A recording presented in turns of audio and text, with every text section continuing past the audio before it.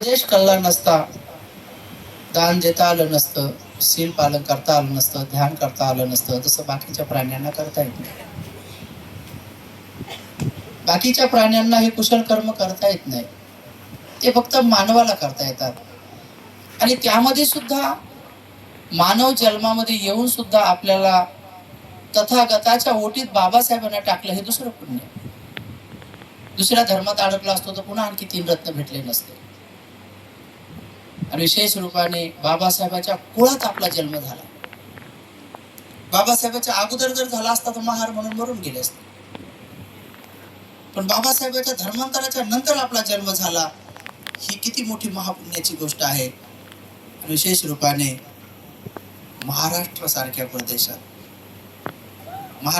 प्रदेशात आपला जन्म झाला, ही किती गोष्ट पुण्याची आहे. जम्बूद्वीपामध्ये भारतामध्ये आपला जन्म झाला, ही फार मोठी पुण्याची गोष्ट आहे.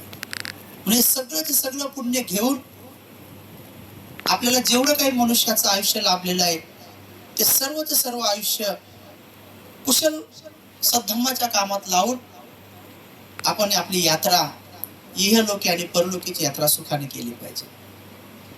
बाकीच्या सत्वांना, प्राण्यांना हे कळत नाही, त्यांना समजत नाही. दान काय असतं, शील काय असतं, ध्यान काय असतं, नाही कळत.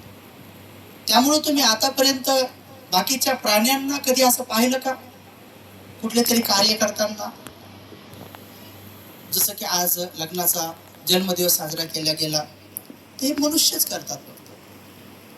जन्मदिवस साजरा करतात, मनुष्य करतात. तुम्ही कधी असं मांजरीने पाहिलं का, की आता मांजरी एकत्र आल्यानं एका पिल्ल्याचा बर्थडे केला, असं कधी पाहिलं का? असं मांजरी एकत्र आल्या म्हणे आपल्या ह्या पिल्ल्याचा बर्थडे आहे का नाही, म्याव म्याव म्याव म्याव हॅपी बर्थडे म्याव, असं कधी पाहिलं तुम्ही? कुठंतरी असं पाहिलं का कुठंतरी समजा? किंवा म्हशी एकत्र आल्या बचत गट काढा, मोठ्या शेगावले अध्यक्ष, जास्त दूध देते म्हणून एक सचिव, असं काय पाहिलं तुम्ही? असं कुठेतरी आहे का? म्हशीचं काय आहे का बचत गट एखादा, किंवा काय, किंवा एखादी कंपनीच काढली समजा, एखाद्या वाघावाघाईन मिळून अशी वाघ एकत्र आले आणि त्यांनी कंपनीच काढली, असं कधी पाहिलं तुम्ही? किंवा माकडे एकत्र आली फटाक्याचं दुकान काढलं, असं काय काही पाहिलं तुम्ही? किंवा माकडे असं फटाक्याचं दुकान काढलं, किंवा असं काही, किंवा डीजेची स्थापना केली, डुकरांनी मिळून सगळे डुकरं एकत्र आले, डीजेच काढा, आहे का नाही? तर जे कोणी काढतात ते माणसं करतात, हे चांगल्या वाईट गोष्टी माणसं करतात, काय करायचं? म्हणून उपासकांनो, हे सर्व मनुष्यांना करता येतं. आणि हा मनुष्याचा जन्म किती श्रेष्ठ आहे. म्हणून एका गाथेमध्ये म्हणतात भगवान बुद्ध, पाली भाषेमध्ये म्हणतात, दानं ठानं मनुष्यानं दानं दुःखति निवारणं दानं सग्गस्य सोपानं दानं सब्बत साधकं. साधू म्हणा.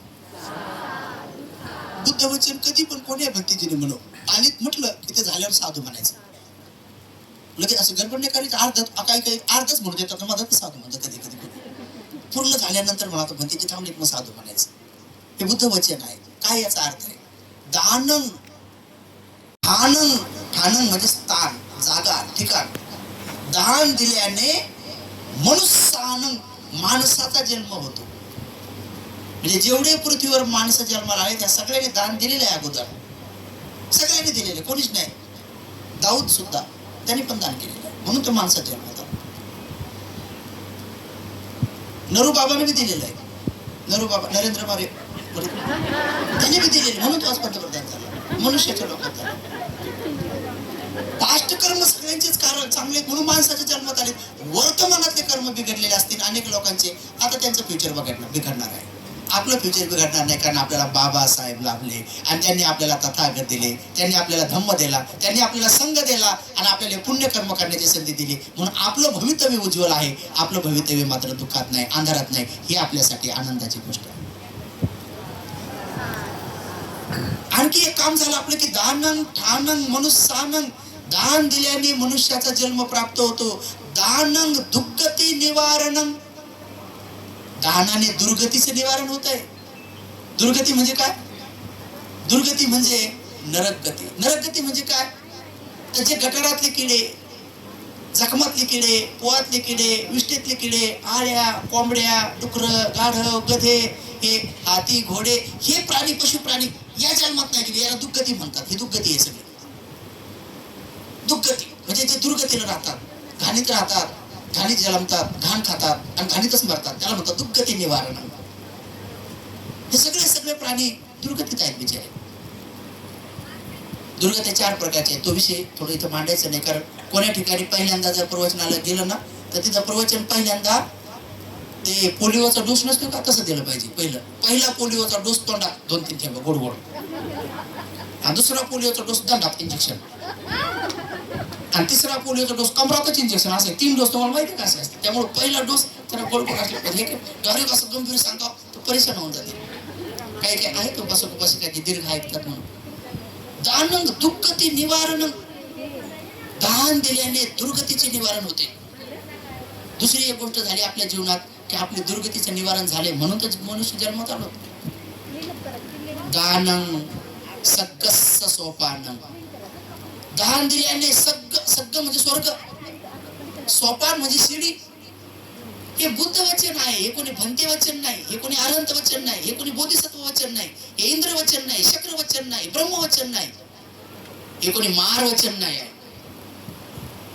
हे कोणी राजा वचन नाही आहे, हे देवता वचन नाही आहे, हे बुद्ध वचन आहे. त्यामुळे सगळे वचन खोटे होऊ शकतात, होऊ शकतात. राजाचं वचन खोटं होऊ शकतं. बुद्ध वचन कधी खोटं होत नाही. म्हणजे बुद्ध वचन आहे की दानं ठानं मनुष्यानं, दान दिल्याने मानवाचा जन्म प्राप्त होतो. दानं दुर्गती निवारणं, दान दिल्याने दुर्गतीचे निवारण होते. दानं सगळं सोपानं, दान दिल्याने स्वर्गाची सिद्धी प्राप्त होते. दानं सब्बत्त साधकं, दान दिल्याने सर्व काही साध्य होतं, निब्बाण देखील साध्य होतं, निब्बाण देखील प्राप्त होतं. असं तथागताचं हे वचन आहे. आणि आज तुम्ही पूज्य पन्याबोधी भंतेजीच्या माध्यमातून त्यांच्या अनुकंपेतून आपल्या या पुण्यवान शहराला लागूनच हे खुरगाव, मला वाटतं हे थेरगाव असेल एखाद्या वेळेस, थेरगाव, इथे थेरो राहत असतील, थेरोचं केलं खुरगाव. थेरो राहत असतील या काठावर सगळे. असं तरी गोदावरीचा इतिहास माझ्याकडे भरपूर सापडलाय. सापडता जर इकडचं काही पान सापडलं तर मी सांगेन एखाद्या दिवशी, मी त्या शोधात आहे. खूप मोठा इतिहास सापडला गोदावरीच्या काठावरचा सगळा. आणि नक्की कुठल्या ना कुठल्या महान भंतेजीचे पदस्पर्श इथं लागले असतील म्हणूनच ही संधी प्राप्त होते, म्हणूनच तिथं काम सुरू होते. त्याच्याशिवाय होऊ शकत नाही. साधू माणसं कोणतीही भूमी विनाकारण, तिथं विनाकारण काही घडत नाही. प्रत्येक गोष्टीला काहीतरी कारण आहे, पण कारण ईश्वर नाही, कारण परमेश्वर नाही, कारण आत्मा नाही, कारण परमात्मा नाही. कारण हे प्रतीते समुत्पाद सिद्धांतापैकी कोणतं तरी असू शकतं. त्याला कार्यकारण भाव म्हणतात. कारणाचा बोध, कारणाचा साक्षात्कार तपता निश्चित प्रमाणामध्ये कोण्या ना कोण्या तरी तुझे भिक्खूला त्याचा अवबोध होतो, उपासकाला उपासिकाला त्याचा अवबोध होतो.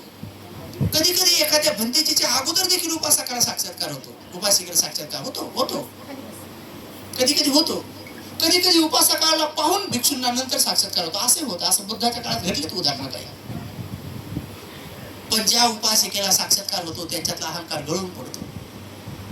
त्यांना साक्षात्कार झाल्यानंतर देखील ते संघाचंच वंदन करतात, संघाला श्रेष्ठ समजतात. संघापेक्षा जास्त श्रेष्ठ समजणारा उपासक उपासिका आली तर समजून घ्या त्यांचा साक्षात्कार झाला नाही. संघापेक्षा ज्येष्ठ समजू लागले, समजून घ्यायचं यांचं पाठांतर झाले, गर्व जास्त वाढलाय. म्हणून पाठांतर होणं चांगलं आहे, पण भंतेजीचे पुढे म्हणणं चांगलं नाही. अनेक लोकांचं पाठांतर होणं खूप चांगलं आहे, पण भंतेजीच्या पुढे जाणं चांगलं नाही. मी तर परीक्षा घेण्यासाठी कधी मुद्दामच एखादं शील उलट म्हणून टाकतो. मुद्दाम म्हणतो, मग काही गोपासून ओ भंतेजी चुकलं का? हो का चुकलं का? मग तुम्ही म्हणा. मग मी म्हणतो तुमचं इथून तिथून चुकलं. मग तुझं आणखी काय होतं? भंतेजीची चूक काढली यालाच तर म्हणतात इथून तिथून चुकलं. कारण सील देताना पहिलं काय म्हणावं लागते? कशी सुरू आहे? पहिली पायरी आपली कोणती? तुम्ही काय म्हणता? ओ कास अहम भंते ती सरणेन सह पंचशीलं धम्मं याच्या आम्ही, आता याच ना किती अनुग्रहं कत्वा म्हणजे अनुकंपा करा. नाही असं म्हणतो का आपण भतीजीला असं एकदम काळी घेऊन ती सरनेन सह पंचशीलम त्याचा का नाही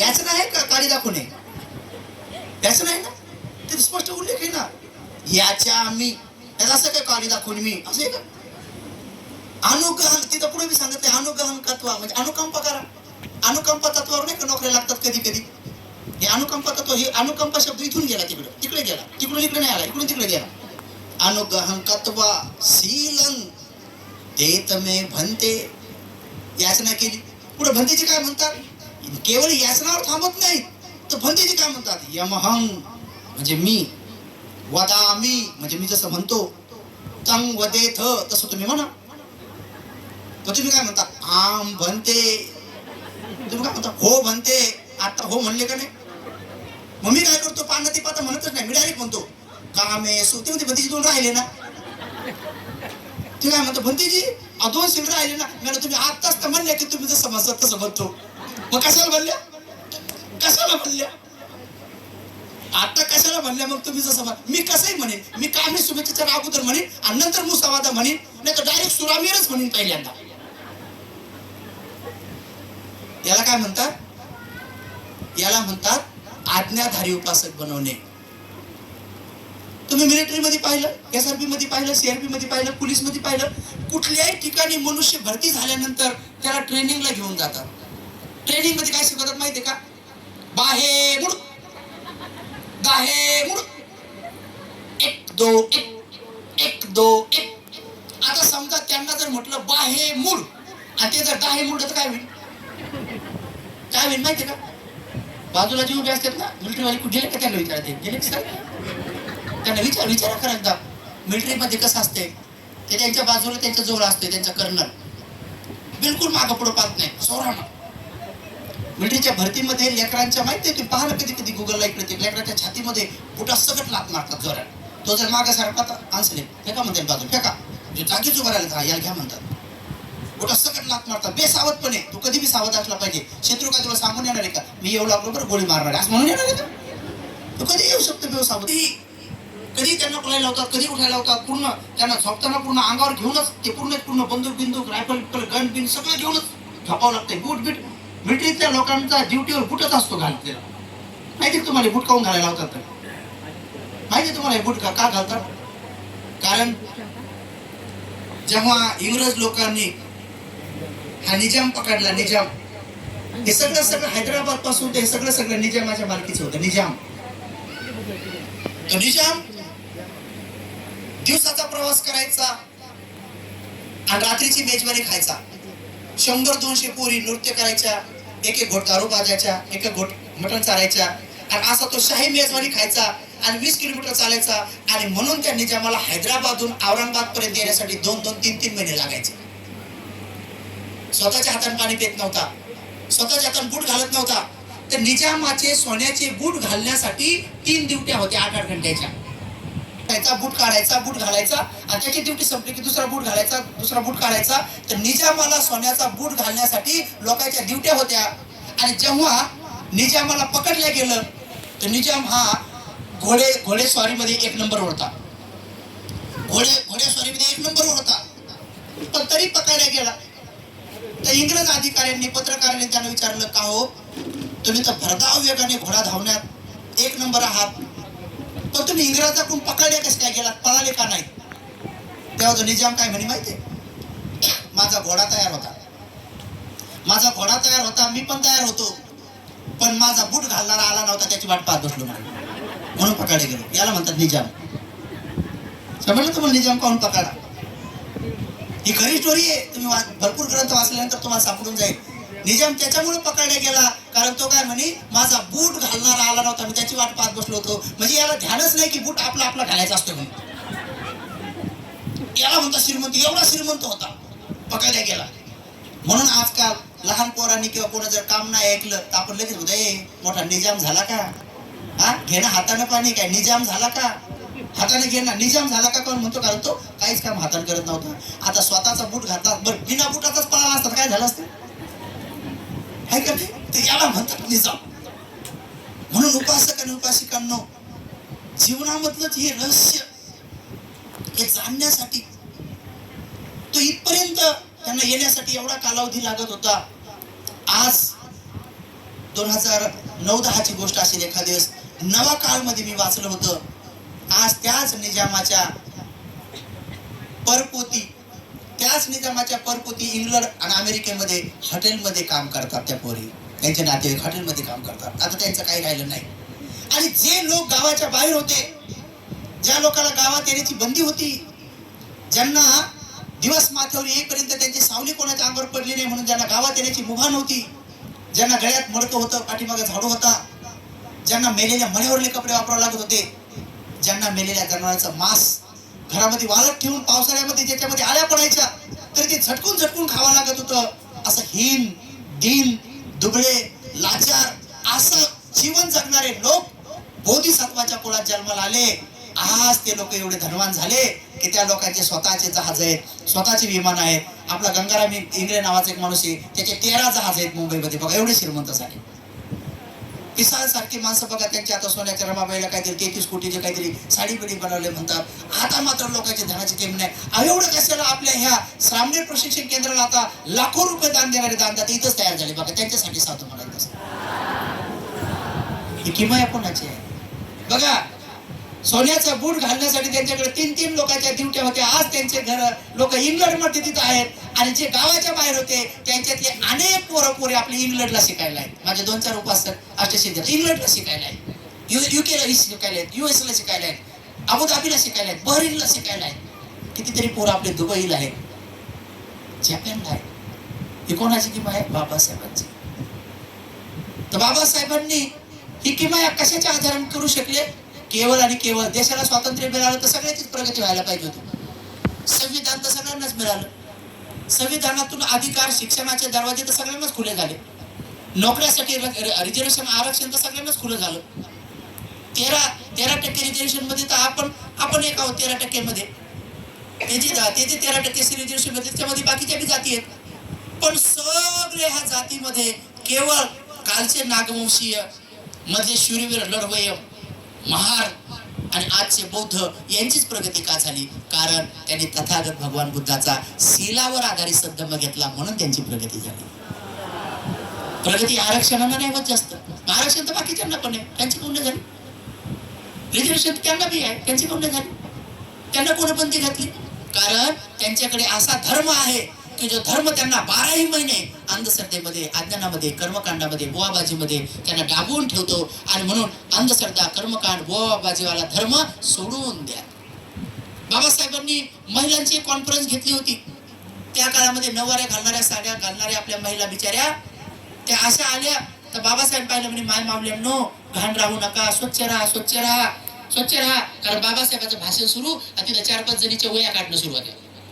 वया असं बसून असं टच टच डोक्यात असं करून का असं. पूर्वी आपल्या डोक्यात असं कितीकच वया होत्या, डोक्यात वया आणि बोटाला खरूच. तुम्हाला झाली की नाही? मग मला झाली होती बाबा. आपण खरं कबूल होतोय बघा. तुम्हाला झाली असं पण तुम्ही सांगणार नाही, मी सांगून टाकली. डोक्यात वया, हाताला खरूच आणि घरात ढेकलं, हे सगळ्याकडे होते का नाही? आता सांगा, एक हात वर करा बरं कोणाच्या घरी ढेकणं नाही आता. आणि मला असं वाटतं उया बी नाही. एखादी असं गजमल महिला तिला असं वाटतं, पण आता उया बी गेल्या, उया पण गेल्या, उया गेल्या, खरूच गेली, ढेकणं गेले. तेव्हा बाबासाहेब म्हणाले, माय मावल्यांनो स्वच्छ राहा, निर्मळ राहा. आणि असं असं असं राहू नका म्हणे. चांगल्या साप्या साड्या घाला म्हणे. आणि असं पद्धतीनं सोन्याचे 3 गावात नाही सोन्याचे मणी वापरा, लोखंडाच्या दागिने फेकून द्या म्हणे. बाबासाहेबांना असा सकाळी उपदेश दिला. मग भजनाची वेळ झाली, भोजन बिजन झालं आणि पुन्हा दुपारच्या सत्रामध्ये बाबासाहेब संध्याकाळी 4-5 वाजता पुन्हा स्टेजवर आले. आणि स्टेजवर आले तर अशी तुफान गर्दी, सकाळी जेवढी गर्दी होती तशीच गर्दी. लगेच म्हणे, अरे सकाळच्या महिला कुठे गेल्या म्हणे. बाबासाहेब असं पाहिलं, म्हणजे सकाळच्या महिला कुठे गेल्या? तर त्या महिला म्हणे, पण ते बाबा आम्ही सकाळच्याच म्हणे. आणि त्यांनी तुरंत दुपारी लगेच बदलूनच आल्या. याला म्हणतात परिवर्तन. बाबासाहेबांनी सकाळी सांगितलं तर लगेच त्या नववाऱ्यावाल्या अशा चांगल्या चुंगल्या साड्याच घालून आल्या. म्हणजे तिथंच्या तिथंच बदलल्या आणि नीट भांग बिंग पाडून आल्या. आणि सुंदर पद्धत, भांग म्हणजे कमीत कमी असं नीट असं नीटकं केस बीस करून आल्या आणि बाबासाहेब म्हणाले बाबा तुम्ही शेतकरी म्हणते सकाळच्या म्हणजे आम्ही शेत म्हणते सकाळच्या. मग बाबासाहेब म्हटले आता मला आशा आहे की हा देश बौद्धमय झाल्याशिवाय राहणार नाही, हा भारत बौद्धमय होईल. कारण ज्या देशामध्ये स्त्री बदलली तर त्या देशामध्ये प्रगती झाली असं तुम्ही समजावं. आणि म्हणून मायमावल्यांनो आपल्याकडे स्त्रिया बदललेल्या आहेत आणि स्त्रियांमध्ये हे शील समाधी प्रज्ञेचं वातावरण जास्त आहे, दान देण्याची प्रवृत्ती जास्त आहे. आणि म्हणून बौद्ध धर्माचा प्रचार बुद्धाच्या काळामध्ये सुद्धा, आता बाबासाहेबाच्या काळात सुद्धा आणि आता सुद्धा स्त्रियामुळे जास्तीत जास्त होत आहे. त्याच्यामुळे तुम्ही बघा ना, आम्ही भिक्षू संघ किती आनंदात आहे. युद्ध तिकडं सुरू आहे, गॅसचा भाव इकडे वाढलाय, तुम्हाला सगळ्या टेन्शन, आम्हाला काही टेन्शन नाही बघा. तिकडे गॅसचा भाव वाढो का चुली बंद पडो, आमचं भोजन रेडी आहे. इकडे किती जीवन बौद्ध भिक्षुका जीवन किती सुखी होत आहे, किती चांगलं आहे. थोडासा तर तुम्हाला निरोप मिळू द्या बरं. गुरगावला भिक्षू संघ उपाशी आहे असं मिळू द्या. एकदम 5-15 महिला 10-15 महिला पटापटा जेवण घेऊन पळत येतात. जे बनलेलं घरी ते रेडी घेऊन येतात. कोणीच भंतीजीला उपाशी ठेवू इच्छित नाही, आता कोणीच ठेवू शकत नाही. आज मात्र अन्नधान्याची काही कमी नाही, कपड्याला त्याची काही कमी नाही, दागदागिन्याची बी कमी नाही. म्हणून ज्या धर्माला तुम्ही धर्म म्हणता, तो धर्म जर तुम्हाला माणुसकी देत नसेल तर त्या धर्मात राहून काय फायदा आहे. तुम्ही तो धर्म का सोडत नाही असं बाबासाहेब सकाळीच म्हटले. का सोडत नाही मी त्याला, आणि म्हणताना काय म्हटले, तो धर्म तुम्ही असा सोडून द्या जसं की आपण आपली थुंक टाकतो, जसं की आपण आपला शेंबूड फेकतो. आता मला सांगा, जसं की आपण थुंक फेकतो, जसं की आपण आपला शेंबूड फेकतो, तसं त्या धर्माला फेकून द्या म्हटले बाबासाहेब. याच्यावर विश्लेषण केल्यावर नीट कळते आपल्याला. आता मला सांगा, समजा तुम्ही असा शेंबूड घेतला, फेकल्यावर थोड्या टाइमात तुम्ही असं म्हणता का माय लागला असेल का शेंबूडाला, आणि बाई उन्हात मा शेंबूड सुकला असेल का, जास्त चटका लागला असेल का त्याला, असं काही शेंबडाची चिंता करता तुम्ही डबल. फेकला काय होऊ त्याचं तिकडे डबल, त्याची काय चिंता करायची. आता थुकल्यानंतर तुम्ही डबल जाऊन पाहता माय मा थुका कुठे गेला, आणि बाई असं कसं काय झालं. तर बाबासाहेब म्हणतात जशा प्रकारे आपण थुंक टाकतो, जशा प्रकारे विष्ठा फेकतो, असं उदाहरण सांगितलं. विष्ठा टाकून दिली. समजा आता आजकाल सगळ्याच्या घरी टॉयलेट बाथरूम आल्यात, पण पहिले लोक असे पंक्तीनच बसायचे, लाईन असत लाईनच बसायचे. आता आम्ही लय वर्ष बसलो सांगतो बा तुम्हाला. आता आपण जिथून आलो तिथून सांगाल काय हरकत आहे. आता ते झाले समजा आहे. आता शहरातली प्रगती खेड्यापाड्यात, तर जिथं प्रगती झाली ती प्रगती, उन्नती, विकास दरवाज कोण खुले केले. म्हणून बाबासाहेब स्पष्ट रूपाने सांगतात की ज्याप्रमाणे आपण विष्ठा फेकून देतो, विष्ठा टाकतो. समजा कोणीतरी उपासक किंवा उपासिका जंगलात गेले, त्याने विष्ठा टाकून आले, तर पुन्हा कधीतरी आपण त्या विष्ठेची चर्चा करतो का, कधीतरी चर्चा करतो का. असं चर्चा करताना असं दोघी जण गेली का, बाई तू सुकली असेल का, आणि अंधारात टाकली माय भेली असेल का, टाकून द्यावा लागते म्हणतात. त्याचे अहो बुद्धाने काय काय उपमा दिल्यात, तुम्ही त्रिपिटक नीट वाचत नाही त्याच्यामुळे तुमच्या लक्षात येत नाही. बुद्धाने खूप वेगवेगळ्या उपमा दिल्यात, खूप वेगळ्या उपमा दिल्यात. बाबासाहेब असे उपमा द्यायचे. बाबासाहेब तर एकदा म्हणताना म्हणाले, अरे बाबासाहेब एकदा काँग्रेसमध्ये हे संविधान लागू करण्यासाठी गेले होते. बाबासाहेब तिथं त्या गव्हर्नमेंटमध्ये गेले होते.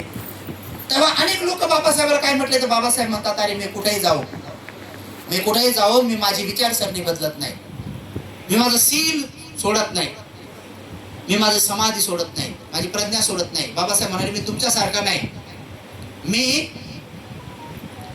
तुम्ही ढेकळा आहात म्हणे, मी असा पाषाण पहाड आहे म्हणे, मी विरघळत नाही म्हणे. तुम्ही लगेच विरघळून जाता म्हणे, तुम्ही ढेकळासारखे लोक आहेत पण मी विरघळत नाही म्हणे. आणि खरंच बाबासाहेबांच्या संविधानाबरोबर, बाबासाहेबाला संविधान लागू करताना, प्रत्येक कलम लागू करत असताना ते डेबिट आल्यात आता पुढं, ते ग्रंथ तुम्ही अवश्य वाचा. मी घेतले ते हातात वाचायला. मी जेव्हा वाचेन तेव्हा मी तुम्हाला आणखी पुढं सोपं करून सांगेन, कारण थोडं कठीण असतात गोष्टी मी आणखी सोप्या करून सांगेन. खूप त्रास झाला बाबासाहेबाला. रडतं माणूस तिथं की अरे एका बोधिसत्वाला 2 वर्ष 11 महिने 17 दिवस एवढं 395 कलमाचं संविधान लिहिताना, डायबिटीज आहे, शुगर आहे, रमामाई अगोदर गेलेली आहे, 4 लेकरं गेलेले आहेत, त्या बाबाचे एवढेही आहेत, जिकडून तिकडून रक्ताचे पत्र येत आहेत. आणि अशा भयान परिस्थितीमध्ये तो बाप इतकं सुंदरसं सगळ्यांच्या हितासुखाचं संविधान लिहित आहे, ज्याच्यामध्ये परिपूर्ण बुद्ध, परिपूर्ण धम्म, परिपूर्ण संघ सामावलेला आहे. जेवढे आमच्या भिक्खू संघाचे नियम आहेत, विनय आहेत, ते सगळे संविधानात टाकलेत बाबासाहेबांनी. त्यामुळे आजचं संविधानच बुद्ध आहे. संविधानात धम्मा आहे, संविधानात सांगा. तुम्ही नीट जर व्यवस्थित अभ्यास केला तेव्हा तुम्हाला कळून जाईल. पण ते लागू करताना बाबासाहेब जास्त त्रास झाला.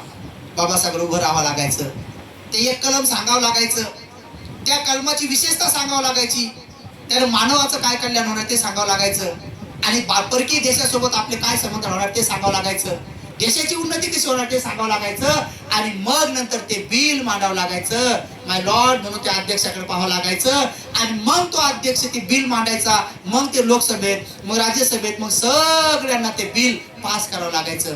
बाबासाहेब वाटायचं कधी कधी जर हे फेल झालं. त्याच्यामध्ये एक बिल मात्र बाबासाहेबांचं लागू नाही केलं, हिंदू कोड बिल. त्यासाठी राजीनामा देऊन टाकला बाबासाहेबांनी. पण मोर्चा कोणा काढला? ज्या महिलांच्या कल्याणासाठी बाबासाहेबांनी ते हिंदू कोड बिल लिहिलंय त्याच महिलांनी बाबासाहेबांच्या विरोधात मोर्चा काढला. बाबासाहेबांनी एवढं नवल वाटलं. बाबासाहेब म्हणाले, मावल्यांनो, अरे मावल्यांनो, तुम्ही मला विरोध करण्यासाठी आला, तुम्ही वाचलं का मी ते काय लिहिलंय? तर तुम्ही वाचा ना खरी एकदा. त्यानं फक्त भडकवलं की धर्माच्या विरोधात आहे, पण म्हणे मी जे लिहिलंय ते तुम्हाला उशिरा कळलं की मी काय केले म्हणून. ते काँग्रेसनं हळूहळू लागू केले, टप्प्याटप्प्यानं. एकदाच नाही केलं, पण टप्प्याटप्प्याने केले. आले त्याच्यामुळेच तुम्हाला डिलिव्हरीच्या टायमामध्ये 6 महिन्याची घरपोच सुट्टी असते, सगळा पगार असतो, त्याच्याच तर येते. त्याच्याच तर आहे की बापाच्या घरी सुद्धा प्रॉपर्टी विकत असताना भावाबरोबर तुमची सही असल्यानंतर बाप मेल्यावर प्रॉपर्टी विकत नाही. त्याच्यामुळं काय आहे, चुकून बुकून जर पती मेला तर तुम्हाला तिकडं आणि इकडं दोन्हीकडे बी परेशानी होऊ नये. तुम्हाला कुठल्याही अकुशल मार्गाला जायचं काम नाही, कुठं तुम्हाला खाण्यापिण्याची सगळी व्यवस्था तिच्यात तर आहे. अहो, भारतीय संविधान हे जगातील सर्वात श्रेष्ठ संविधान का ठरलं? कारण ते बोधिसत्वाने लिहिलंय, भावी बुद्धाने लिहिलंय. त्याच्यामध्ये मानवाचा एवढा विचार केला गेलेला आहे. मी नेहमी सांगतो की भारतीय संविधान मानवाचा एवढा विचार केलाय. माणसाचं तर सोडा, पण एकमेव असं संविधान आहे की जिच्यामध्ये पक्ष्यांचा, प्राण्यांचा पण विचार केलेला आहे. तुम्ही प्राणी मारू शकत नाही, मारले की अटक होते, म्हणून सलमान खान अटक झाला होता. समजलं? ज्या देशात प्राण्यांचा सुद्धा विचार केला गेलेला आहे ते संविधान किती श्रेष्ठ असेल. ज्या संविधानामध्ये झाडांचा पण विचार केलाय, झाडांचा. तुम्ही तुमच्या दारचं फळाचं झाड तोडा आणि शेजाऱ्याने तुमचा रिपोर्ट देऊ द्या, तुम्हाला अटक होते, तुमच्या केस लागू होते. तुमच्या दारचं झाड तुम्हाला तोडता येत नाही फळाचं, परमिशन शिवाय. म्हणजे झाडांना सुद्धा रक्षण कोण केलंय? बोधिसत्वाने रक्षण केलंय. फळाचे झाडं बिना परमिशनचे तोडता येत नाही. बघा, झाडांचा विचार केलाय, माणसांचा विचार केलाय, प्राण्यांचा विचार केलाय. एवढंच नाही, मेलेल्या लोकांचा विचार केलाय. बेवारस एखादं मर्डर रस्त्यावर पडू द्या, 5-6 घंटे असू द्या, एखाद्या पत्रकाराने किंवा कोणातरी ती गोष्ट उचलू द्या, तिथल्या कलेक्टरला सस्पेंड व्हावं लागते. कारण बेवारस मर्डर जरी असलं तर कलेक्टर त्याचा बाप आहे. अनाथ लेकरू जर असलं त्याचं कोणी नसेल तर कलेक्टर त्याचा बाप आहे. शाळेतल्या त्या पोराच्या नावापुढे कलेक्टरचं नाव लागतंय. जे अनाथ लेकर आहेत ना, कलेक्टरचं नाव लागतंय. जोपर्यंत त्यांना कोणी दत्तक घेऊन जात नाही, आणि तो जर दत्तक कोणच नाही नेलं तर कलेक्टरचं बाप म्हणून नाव लागतंय, आणि तोपर्यंत शिक्षण घेत राहतो. म्हणून या देशातल्या कलेक्टरला, अनाथांना, जे अनाथ आहेत त्यांचा नाथ बाबासाहेब बनलेत. बाबासाहेबांनी अनाथांचा विचार केलाय, वृद्धांचा विचार केलाय. मेलेल्या मर्यादा सुद्धा सन्मानाने त्याचा अग्निसंस्कार करा, नसता कलेक्टरला सस्पेंड होण्याची पण वेळ येऊ शकते. मेलेल्या माणसाचा पण विचार केला संविधान. बघा, त्याच्यामध्ये प्राण्यांचा विचार केलाय, झाडाझुडपांचा विचार केलाय, मेलेल्या माणसाचा विचार केलाय. एवढंच नाही, एक तर अशी भयान सुंदर गोष्ट आहे की बाबासाहेबांनी कोणाकोणाचा विचार केलाय. जे अजून कसं दिसतंय, त्याचे कान कसे, नाक कसे, डोळे कसे, हातपाय कसे, ते कसं दिसतंय. जे बाळ अजून जन्मालाच आलं नाही, जे जन्मालाच आलं नाही पण आईच्या कुशीत आहे, त्या मायबापाचं आहे, खाऊ पिऊ ते घालतात, पण 3 महिन्याचं तुम्ही ऑपरेशन करून बघा, तुम्हाला अटक होते. 3 महिन्याचा गर्भपात करता येत नाही. ज्या डॉक्टरने केले त्याची डिग्री जप्त होते. जर तुम्ही लिंग भेद पाहिला, तिच्यात जर मुलगा आहे का मुलगी ते जर पाहिलं, कळलं तर दवाखाना बंद होतो, त्यांना अटक होते, त्याची डिग्री जाते. बघा, जे बाळ दिसतंय कसं ते माहित नाही, तर जी आई बाळाला मारायला तयार आहे, पण तो बाबासाहेब मारू द्यायला तयार नाही. नाही, तुझं बाळ असेल तर त्याला मारता येणार नाही. याला म्हणतात भावी बुद्ध, याला म्हणतात बोधिसत्व. म्हणून काय माहिती लोकांना की त्या बोधिसत्वाची काय करुणा आहे, किती करुणा आहे. तुझी बाळ अजून पाहिलं का कसं आहे काहीतरी, पण नाही करताय. चोरूनचा पटवून लोक करतात ते वेगळा विषय आहे, परंतु असं करा कोणाची हिंमत नाही. म्हणून बाबासाहेब त्यांच्या कुळात आपला जन्म घेत झालाय, ही काही साधी गोष्ट नाही, खूप श्रेष्ठ गोष्ट आहे. मी अगोदर सांगितले तेव्हा कळत नाही, पण जेव्हा एक एक गोष्ट कळत गेली, अरे बाबासाहेबाचा कुळ काय साधा सुद्धा कुळ नाही, आणि त्या कुळात आपला जन्म झालेला आहे. म्हणून ते म्हणतात ना की सोडून द्या ते सोडून द्यायचं. नुकी थुंक टाकली असं सोडून द्यायचं, खरंच सोडून द्यायचं. त्याचं कर्मकांड सोडून द्यायचं, त्याचा रीतिरिवाज सोडून द्यायचा. आणि म्हणून मनुस्मृती ग्रंथ बाबासाहेबांनी जाळला. हे काल परवाच, आता मला वाटतं आजच आहे का, हा मार्च आजची किती आहे, उद्या आहे का, अच्छा उद्या, हा अच्छा. बघा जिथं सुंदर पद्धतीने बाबासाहेब ते मनुस्मृती ग्रंथ जाळून टाकला. मनुस्मृती ग्रंथ जाळण्याच्या पाठीमागे भरपूर कारण आहेत, पण बाबासाहेब तो जाळल्यानंतर बाबासाहेबांनी नारा द्याला, जा गुलामाला गुलामीची जाणीव करून द्या, म्हणजे ते बंड करून उठतील. ते बौद्ध लोकांसाठी नाही दिलं, ते बहुजन लोकांसाठी दिलं. म्हणून आपण सगळ्या जाती धर्मातला एक एक दोन दोन तीन, म्हणजे पोरीने मित्र नाही बनवलं पाहिजे का, पोरांनी मैत्रिणी नाही, पोरीने मैत्रिणी पोरांनी मित्र असं म्हटलं नाही, उलट करायचं सगळं. कोणीतरी आपलं नाते बनवलं पाहिजे, गोत्र बनवलं पाहिजे, त्यांच्यासोबत आपण धम्म शिकवला पाहिजे, शिकला पाहिजे. आणि त्यांना सांगितलं पाहिजे की बाबासाहेबांनी मनुस्मृती ग्रंथ का जाळला. सगळ्या जाती धर्माचे लोक येतील. मी तिथं भतीजीनं पाहिलं, मी त्या गावात गेलो, आम्ही त्या गावात बी नाही गेलो मी, पण ते सगळ्या गावचे लोक म्हणतात, बाबा या बुद्धाचा महाराज लय कला करायला पण इथं. मी अजून त्या गावातच गेलो नाही, त्या गावातच गेलो नाही, पण त्या सगळ्या गावच्या लोकांना बोलवतो मी तिथे भजनाला, सगळ्या जाती धर्माचे सगळ्याला बोलतो भजनाला या. जात आता काही दिवसांनी ते भिक्षा मागणं सुरू करणार आहे. सगळ्या जात धर्म पंथ हे काही राहत नाही, सगळे तटातट हे बंधनं तुटून जातात. गुरुजीने बघा सगळे बंधनं तोडून टाकले. एक जाती धर्माचा माणूस राहिला नाही तर जो विपसनाचा आचार्य झाला नाही. आचार्य झालाय. बघा पूज्य गोयंका गुरुजीला मला 4 वेळेस अशी प्रत्यक्ष समोरासमोर भेटण्याची आणि जवळजवळ 1-1 तास गुरुजी सोबत चर्चा करण्याची संधी मिळाली. किती पुण्य मिळालं. खूप जेव्हा मध्ये काय माझा ग्रंथ येईल तिच्यात मी करीन वर्णन सुंदरसं. बरेच अनेक लोक पुरावेत आहेत त्यांच्यासोबत मी भेटलो खूप सुंदरसे आहेत. त्याच्यात एक सर्वात मोठा पुरावा आहे की गोयंका गुरुजीला बाबासाहेबांनी भारतात पाठवले. हे स्वतः गुरुजी बोललेत माझं, त्यामुळे हे काही कोणाला विचारण्याची कुठं प्रूफ पाहण्याची गरज नाही. डॉक्टर सोनी जे भारतातलेच होते, पण त्यांचे आजोबा पंजोबा तिकडे ब्रह्मदेशात बसले होते, त्यांच्या घरी गोयंका गुरुजी बाबासाहेब आणि सयाजी उबाकीर गुरुजीची भेट झाली. जेव्हा 6वी संगीती सुरू होती 1954-55ला 56 पर्यंत 3 वर्ष चालली, तेव्हा बाबासाहेब तिथे गेले होते. तेव्हा गोयंका गुरुजीची सयाजी उबाकीर गुरुजीची बाबासाहेबांची भेट झाली. आणि तेव्हा बाबासाहेब खाली ठेवले होते, वरच्या मजल्यात भिकू संघ ठेवला होता. बाबासाहेब वर चढता येत नव्हतं, म्हणून बाबासाहेबांची व्यवस्था डॉक्टर सोनीच्या घरी केली होती. डॉक्टर सोनी वारले, त्यांचे नात जिवंत आहे, ती म्हातारी झाली आणि ती भारतात मी आणणार आहे तिला. आणि तिच्याकडे सगळे डॉक्युमेंट आहेत, फोटो आहे, सगळं डिटेल. आणि जे लोक म्हणतात ना की बाबासाहेबांनी विपස්සना नाकारली, तर तिच्याकडे डॉक्युमेंट आहेत. बाबासाहेबांची त्यांची विपස්සनावर चर्चा झाली आणि बाबासाहेब म्हणाले की गोयंका गुरुजीच्या मार्फतच विपස්සना जाऊ द्या. तर बाबासाहेबांनी विपස්සना स्वीकारली. हे प्रूफ आता येतील काही दिवसांना. ते म्हातारी ते घर विकलेला काढलंय. एवढीच ते राहिली त्यांची डॉक्टर सोनीची नात राहिली. अनेक पुरावे आहेत, अनेक गोष्टी आहेत. म्हणून सांगणं सुरू केलं पाहिजे. मी माझ्या चॅनलवर जेव्हापासून चॅनल काढलं तेव्हापासून कधीच मी गोयंका गुरुजीच्या संदर्भामध्ये सांगताना कधी झिजकलो नाही, कधी घाबरलो बी नाही. सगळी जिकडे तिकडे सांगत राहतो की अरे बाबासाहेबांनी त्यांना पाठवले. अनेक लोक आजही त्यांच्या विरोधात बोलतात. तुमचा बुद्ध आणि त्याचा धम्मग्रंथ, बाबासाहेबांचे जेवढे ग्रंथ आहेत त्या प्रत्येक ग्रंथाला रेफरन्स आहे. म्हणजे कुठून घेतलं मी हे, त्याच्या खाली रेफरन्स आहे, म्हणजे पुरावा आहे. पण एकच ग्रंथ आहे बाबासाहेबांचा की ज्याला रेफरन्स नाही, बुद्ध आणि त्याचा धम्मग्रंथ. त्याला रेफरन्स नाही दिले बाबासाहेबांनी. सगळ्या जगातल्या भिक्षूंनी, सगळ्याच्या ज्ञानी विद्वान लोकांनी तिच्यावर शंका घेणं सुरू केल्या. ते म्हणाले it is not Buddha and his Dhamma, it is B.R. Ambedkar and his Dhamma. ते काय म्हणे हा बुद्ध आणि त्याचा धम्मग्रंथ नाही, हा बाबासाहेब आंबेडकरचा धम्मा आहे, त्यांनी त्याच्या मनानच लिहिले म्हणे. पण ते काम भदंत आनंद कौशल्यांची, डॉक्टर भदंत आनंद कौशल्यांची यांनी जपानच्या जहाजाच्या प्रवासात तो ग्रंथ अर्धा ट्रान्सलेट केला इंग्लिशचा हिंदीमध्ये. आणि त्या प्रत्येक गोष्टीला त्यांनी रेफरन्स दिला की बाबासाहेबांनी कुठून घेतलं त्रिपिटकामधून. अर्धा त्यांनी जहाजात केला आणि अर्धा पूज्य गोयंका गुरुजीच्या घरी केला रंगूनमध्ये ट्रान्सलेट. गोयंका गुरुजीच्या घरी केला जो ग्रंथ. आता विचार करा, जे भंतेजी त्यांच्या घरी बाबासाहेबांचा ग्रंथ ट्रान्सलेट होताना राहतात, तर ते नाश्ता देतात, त्या भंतेजीला भोजन देतात, त्यांची चिवर हे करतात. आपल्या बाबाचा ग्रंथ हा पुराव्यानिशी ट्रान्सलेट करत नसणाऱ्या भिक्षूला एक गोयंका परिवार भोजन देतो, सगळ्या सुविधा देतो. किती पुण्यवान आहे. आपल्या कामाच्यावर आलं किती पुण्य, ते पुण्य त्यांना गेलं. आणि म्हणून बाबासाहेबांच्या बद्दल गोयंका गुरुजी कृतज्ञता सभेमध्ये स्पष्ट, त्याही सभेला मी होतो. मी गुरुजीच्या कुठली सभा सोडत नव्हतो, तेव्हा मी प्रत्येक सभेला जात होतो. तेव्हा गुरुजीने एकदा कृतज्ञता सभा घेतली होती पगोड्यामध्ये. तर तेव्हा गुरुजी त्या पगोड्यामध्ये स्पष्ट बोलले, सुरुवातच केली त्यांनी की जब मैं भारत में पहली बार आया तब मेरे बेटे मुझे लेने आए. एयरपोर्ट लेने आए और मुझे प्रस्ताव रखा कि पिताश्री घर चलो। मैंने उनका प्रस्ताव स्वीकार कर दिया, मैं घर चला गया, क्यों न जाऊं, आखिर उनका पिता हूं। और घर पर जाते ही मेरे बच्चे ने मुझे दूसरा प्रस्ताव रखा कि पिताश्री शाम का खाना खाओ।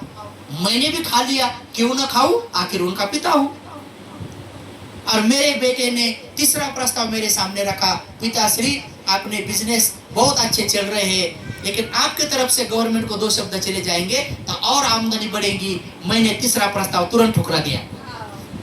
मैंने कहा मैं कोई बिजनेस के सिलसिले में या बिजनेस की यात्रा पर नहीं हूँ, मैं धर्म यात्रा पर हूँ। मैं भारत में बाबासाहेब का सपना पूरा करने के लिए आया हूँ, असं गोयंका गुरुजी पगड्यात म्हटले. मी डोळ्याने कानानं ऐकलं, तिथं मी होतो, जे लोक असतील त्यांना माहित आहे. पुढे काय म्हटले, इसलिए मैंने पूरब से लेकर पश्चिम तक, उत्तर से लेकर दक्षिण तक इतनी धर्म यात्रा की ताकि बाबा साहब का सपना पूरा हो. क्योंकि मैंने बाबा साहब की किताब में पढ़ा है कि जब तक इस देश बुद्ध की शिक्षा में रंग नहीं जाता है तब तक इस देश का हल होने वाला नहीं है. म्हणजे बघा, या देशाला बुद्धाची शिक्षामध्ये रंग नाही जात आहे, जोपर्यंत बुद्धाची शिक्षा, रंग म्हणजे बाहेर नाही लावत आपण रंग, तसा आंतरिक आणि बाह्य अच्युतंगवा बहितंगवा जोपर्यंत बौद्ध धर्माचं आचरण करत नाही तोपर्यंत या देशाच्या समस्या दूर होणार नाहीत. हे गुरुजी स्पष्ट रूपाने बोलले आणि हजारो लोकांच्या समोर बोलले.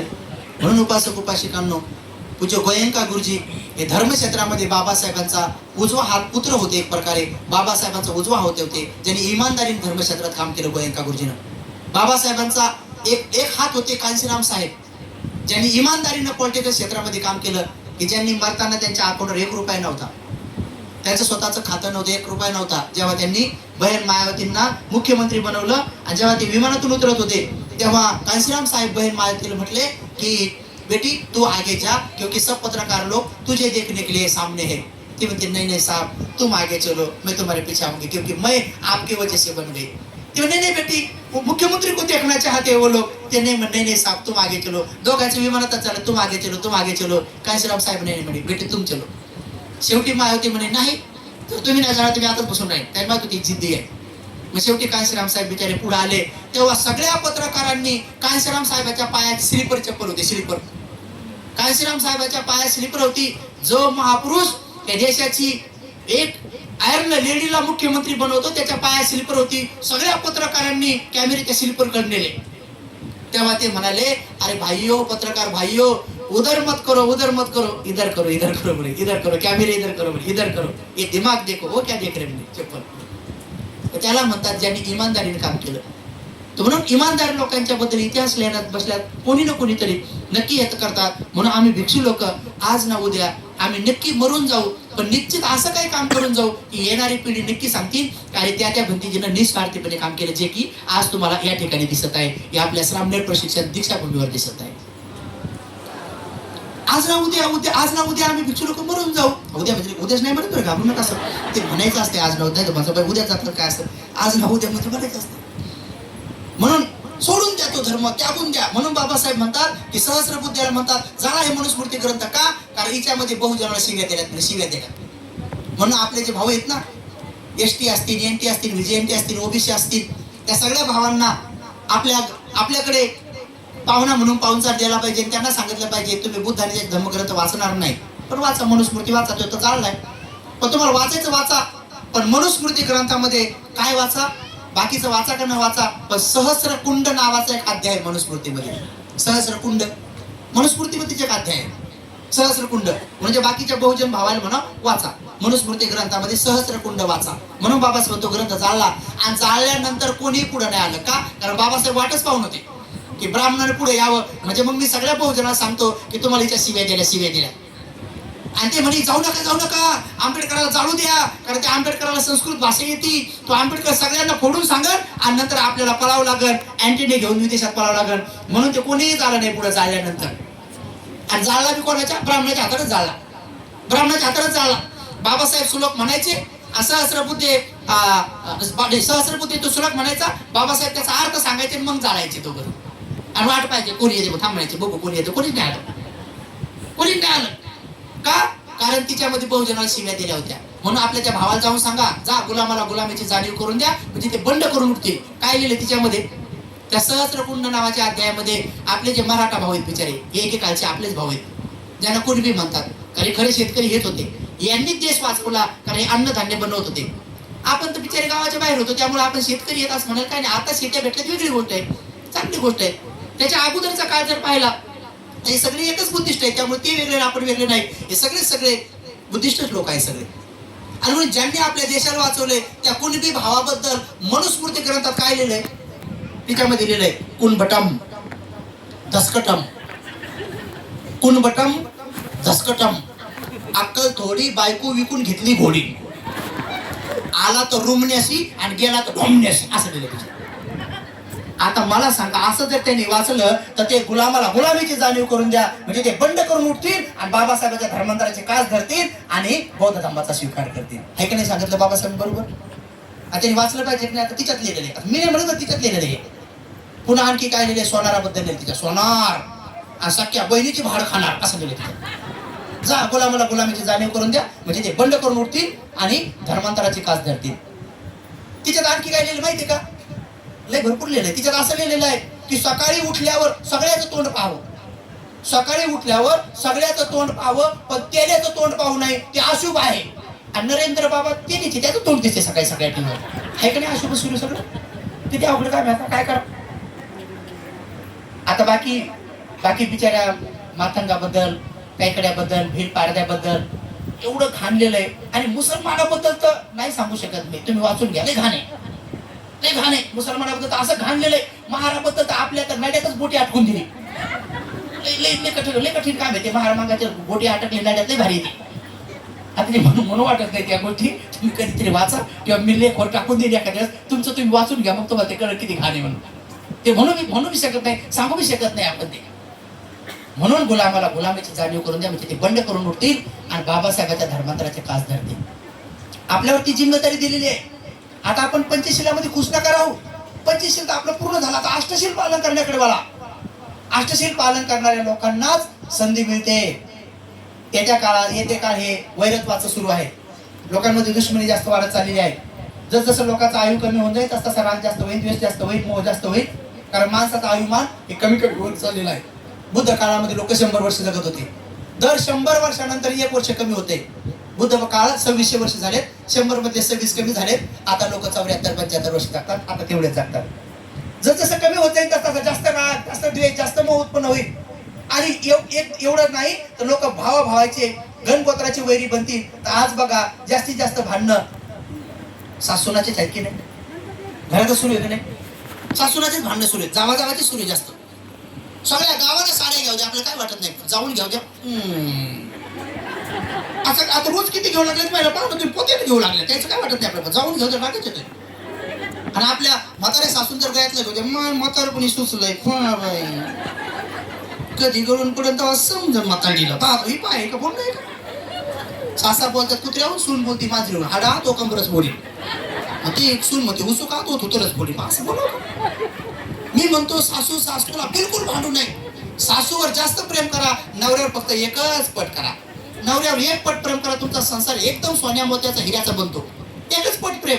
पण सासूवर 10 पट प्रेम करा. का? कारण हीच ती सासू आहे, हिनं तुमचा पती 9 महिने 9 दिवस पोटात वाढवला. तिनंच तो लहानचा मोठा केला, झोक्यात टाकला, दूध पाजून लहानचा मोठा केला. नवरे काय झाडायला लागतात का? बाई माझा नवरा झाडाला लागला, पिकत आला होता, तोडायला घेतला नवरा. नवरे काय झाडायला लागतात का? आणि नवरे काय दगडा खाली सापडतात का? दगड लोटला नवरा सापडला, आणला घरी. नवरे काय कंपनीत बनतात का? कच्चा माल नेला आणि पक्का करून आणला. आणि किती साधी गोष्ट आहे. नवरा कोणीतरी सासूच्या पोटातच वाढतो ना. कोणीतरी महिला एखाद्या सुना असतील त्या दावा करू शकतात का? नाही पण त्याची माझा नवरा झोक्यात लहानचा मोठा मीच वाढवला, मीच नवरा केला, असं कोणी ते दावा करते? कराबरी कोणी करते का? बिलकुल नाही. तुम्ही लहानपणी नाहीत, तुम्ही धोका द्यायला नाही, चुरून द्यायला नाही, करंगळी धरून चालवायला नाही. तुमचा रोलच नाही तिथं. तुमची एंट्री लई उशिरा झाली. तुम्ही कधी आले माहिती जीवनात? डायरेक्ट स्टेजवरच धुमधडाक्याची एंट्री झाली तुमची, डायरेक्ट स्टेजवर. साधी सुद्धा एंट्री नाही तुमची, डायरेक्ट लगा असे बाहेर तशी एंट्री झाली तुमची डायरेक्ट. तुम्ही असं धुमधडाक्यात आले डायरेक्ट त्याच्या जीवनात. बरं आले पण साधी सुधी गोष्ट नाही. डायरेक्ट स्टेजवर गेले की लगे 15 मिनिटात सासू लगे खाली. सांगा बरं, नवरीचे जास्त फोटो आहेत का माय बापाचे? त्याचे 2-3च आहेत, नंतर माझा वाखाडी तिसऱ्या साधूला आम्हाला बी म्हणतात बंदीची पळकड वापर आता काय म्हणलं त्याच्या खाली पाडतात इकडून जाताना लाडगुडी लावून देतात आम्हाला. पण तिसरा साधू झाला की बरोबर हे करतात. तुम्ही कलाकार लोक झाले पहा हो. ते मायबाप किती चांगले, लग्न झाल्याबरोबर गळ्यात हार पडल्याबरोबर खाली येऊन मुकेच बसतात, असे मुकेच बसतात. कोणीतरी म्हणतात चला एखाद फोटो काढायला जा माय तिचं गणगोत किती उभं राहिलंय तिथं कायच गणगोत भाईकडे तिथूनच सुरुवात होती डायरेक्ट. नाही तर काढा तुमचे अल्बम, दाखवा तुमच्या अल्बम मध्ये सासू सासऱ्याचे तुमचे असे असे तसे असे. पण त्याचे बिचाऱ्याचे ते खाली बसतात तर लगेच हवाले करून देतात. त्या सासू सासऱ्याला किती जीव लावला पाहिजे, किती काळजी घेतली पाहिजे. म्हणून सासूंना त्रास देऊ नये. सुनाला सुना त्रास जर का मेली तर ती जागा रिकामी राहत नाही. कारण सासू मेली का काही दिवसात तुम्ही सासू होता. मग यालाच म्हणतात रिकाम्या जागा भरा जोड्या लावा. मग तुम्हाला मात्र चक्रवेग लाजायचे फिरावं लागतं. बरोबर लय अवघड काम आहे. तुम्ही जर आता सासूला निस्त्या बोलल्या तर पुढे तुम्ही सासू झाल्यानंतर तुमच्या सोना तुम्हाला धर कुचकू येतील. अशा पाठी घासतील साठच काढतील सगळ्या. आणि मग तेव्हा हातपाय चालता येत नाही. मग तेव्हा निसतच म्हणता येतं नका एवढे हाल नको करू असं हात उचलत नाहीत ना. मग तेव्हा नुसतं म्हणायला लागतं उचलती का ते धरून असं कुचवतात. मग पुन्हा म्हणता आता उठू का नको माय उठू वाटत त्या बेजाऱ्या होत्यात बघले. म्हणून नाही मावले म्हणे की म्हणे माय माय माय माय माय तुला सासू पण दाखवायचं तुम्हाला तिथूनच वापस पाठवायचं. मला कसं वापस आलं म्हणजे मी गावी एवढं दाखवायला वापस आलं का. म्हणजे तही नव्हतं पण तिला नाही म्हणायचा मी अधिकार नाही. पाय असं असते किती अवघड काम आहे. अशी सासू म्हणलं किती गडबडीचं काम आहे. म्हणून माय मावल्यांनो नवऱ्याला चांगला जीव लावा. म्हणून नवऱ्याने बायकोला कधी मारू नये. नवऱ्याने बायकोला कधीच मारू नये आणि बायकोने बी मार खायचं काम करू नये. आहे का नाही सोपी सोपी गोष्ट. पण एवढंही करून जर समजा कोण्या नवऱ्याने जर तुम्हाला असा हात उगारला, नवऱ्याने जर असा हात उगारला तर मी तुम्हाला सोपी कला देतो. घरात असे बुद्ध ठेवा, असे बाबासाहेब ठेवा. आणि नवऱ्यानं असा हात उगारला की लगेच अशा बुद्धाकडे जायचं, हात जोडायचं, म्हणायचं नमो तस्स. पाठीमागं जसं होईल तसं झापट मारो बुकी मारू मागं पाहायचंच नाही. मागं पाहायचं नाही. कारण की वंदना म्हणता म्हणता मारू वाटत नाही, मारूच वाटत नाही. तुमचं लेकरं चुकू द्या आणि लेकरू पळू द्या. तुम्ही म्हणता हाती लागा हाती लागा. लेकरू जास्त पळालं जास्त हाणा वाटते. आणि लेकरू येऊन म्हणलं मम्मी मार बरत नाही मारू वाटत. पण लेकराच्या मागं पळता पळता जर का आपण पळलो तर मग नाही हाणा वाटते. मग आपण म्हणतो थांबतोय चटणी करतोय बापळ खाऊ घालते संध्याकाळी माय पडले व टोगळे फुटले हाणा वाटते. कुत्रं तुमच्या मागं लागू द्या. तुम्ही जास्त पळा जास्त कसा वाटते. पण कुत्रं भुका लागले तुम्ही उभं राहून म्हणा काऊन रे तू मुकच बसते. त्याला पुढे सुचत ते काय करावं. तसं नवऱ्याला असं हात उगारू द्या आणि तुम्ही वंदना म्हणा. नवऱ्याला सुचतच नाही पुढे काय करावं म्हणून, ते मारतच नाही. पण आपल्या महिला तसं नाही. नवऱ्याला असं हात उगारला अशा बुद्धाकडे नाही जात, उलट त्याच्या हाताखाली येतात. मार रे मार. आणि आमच्या आवडत त्याला मार. आणि तुझ्या हाताखाली मारायचं मार मार मार मार मार मार. आता ज्याला नाही मारायचं ती बी मारते. मग आता एवढ्या पुढे जायची काही गरज आहे का. म्हणून बाईला मार खातात. ते मार खायचं काम हे आहे, दुसरं काही नाही. म्हणून बाय बावल्या तुम्ही जीवनामध्ये ही साधी साधी गोष्ट शिकून घ्या की बुद्धाकडे गेल्यानंतर अहो हा नवऱ्याचाच मार्ग काय जो स्वतः गिरमे खलंग उदित घोर ससेन मारं दानादि धम्म विधिना चितवा मुनिंदो तंते जसा भवतु ते जय मंगलाने. जो फार दुष्ट आहे त्याच्या कचाट्यातून सुद्धा तथागताने साडलेलं आपल्याला सोडवलेलं आहे. आणि बाबासाहेबांना आपल्या ते तथागताचे चरण दिलेले आहे. म्हणून माय मावल्यानं तथागताकडे वळा, सद्धम्माकडे वळा. तथागताकडे वळणं म्हणजे धर्माकडे वळा. तथागताकडे वळणं म्हणजे काय शील पालन करण्याकडे वळा. तथागताकडे वळणं म्हणजे काय समाधीचा अभ्यास करण्याकडे. मन निर्मळ बनवा, मन निर्मळ पवित्र बनवा. आणि म्हणून मरण्याच्या अगोदर नेहमी माणसानं मैत्रीत राहिलं पाहिजे. येणारे आर्य मैत्री बुद्ध आहेत. मी आमचे खिल्लारेकरांच्या घरी रात्री मुक्कामाला होतो, तिथून मी सकाळच्या प्रवचनात हेच सांगितलं. येणारे आर्य मैत्री बुद्ध जे येणार आहेत आता ह्या भद्रकल्पात ते बाबासाहेबच असणार आहेत. त्यांच्या नावातच आर्य मैत्री आहे.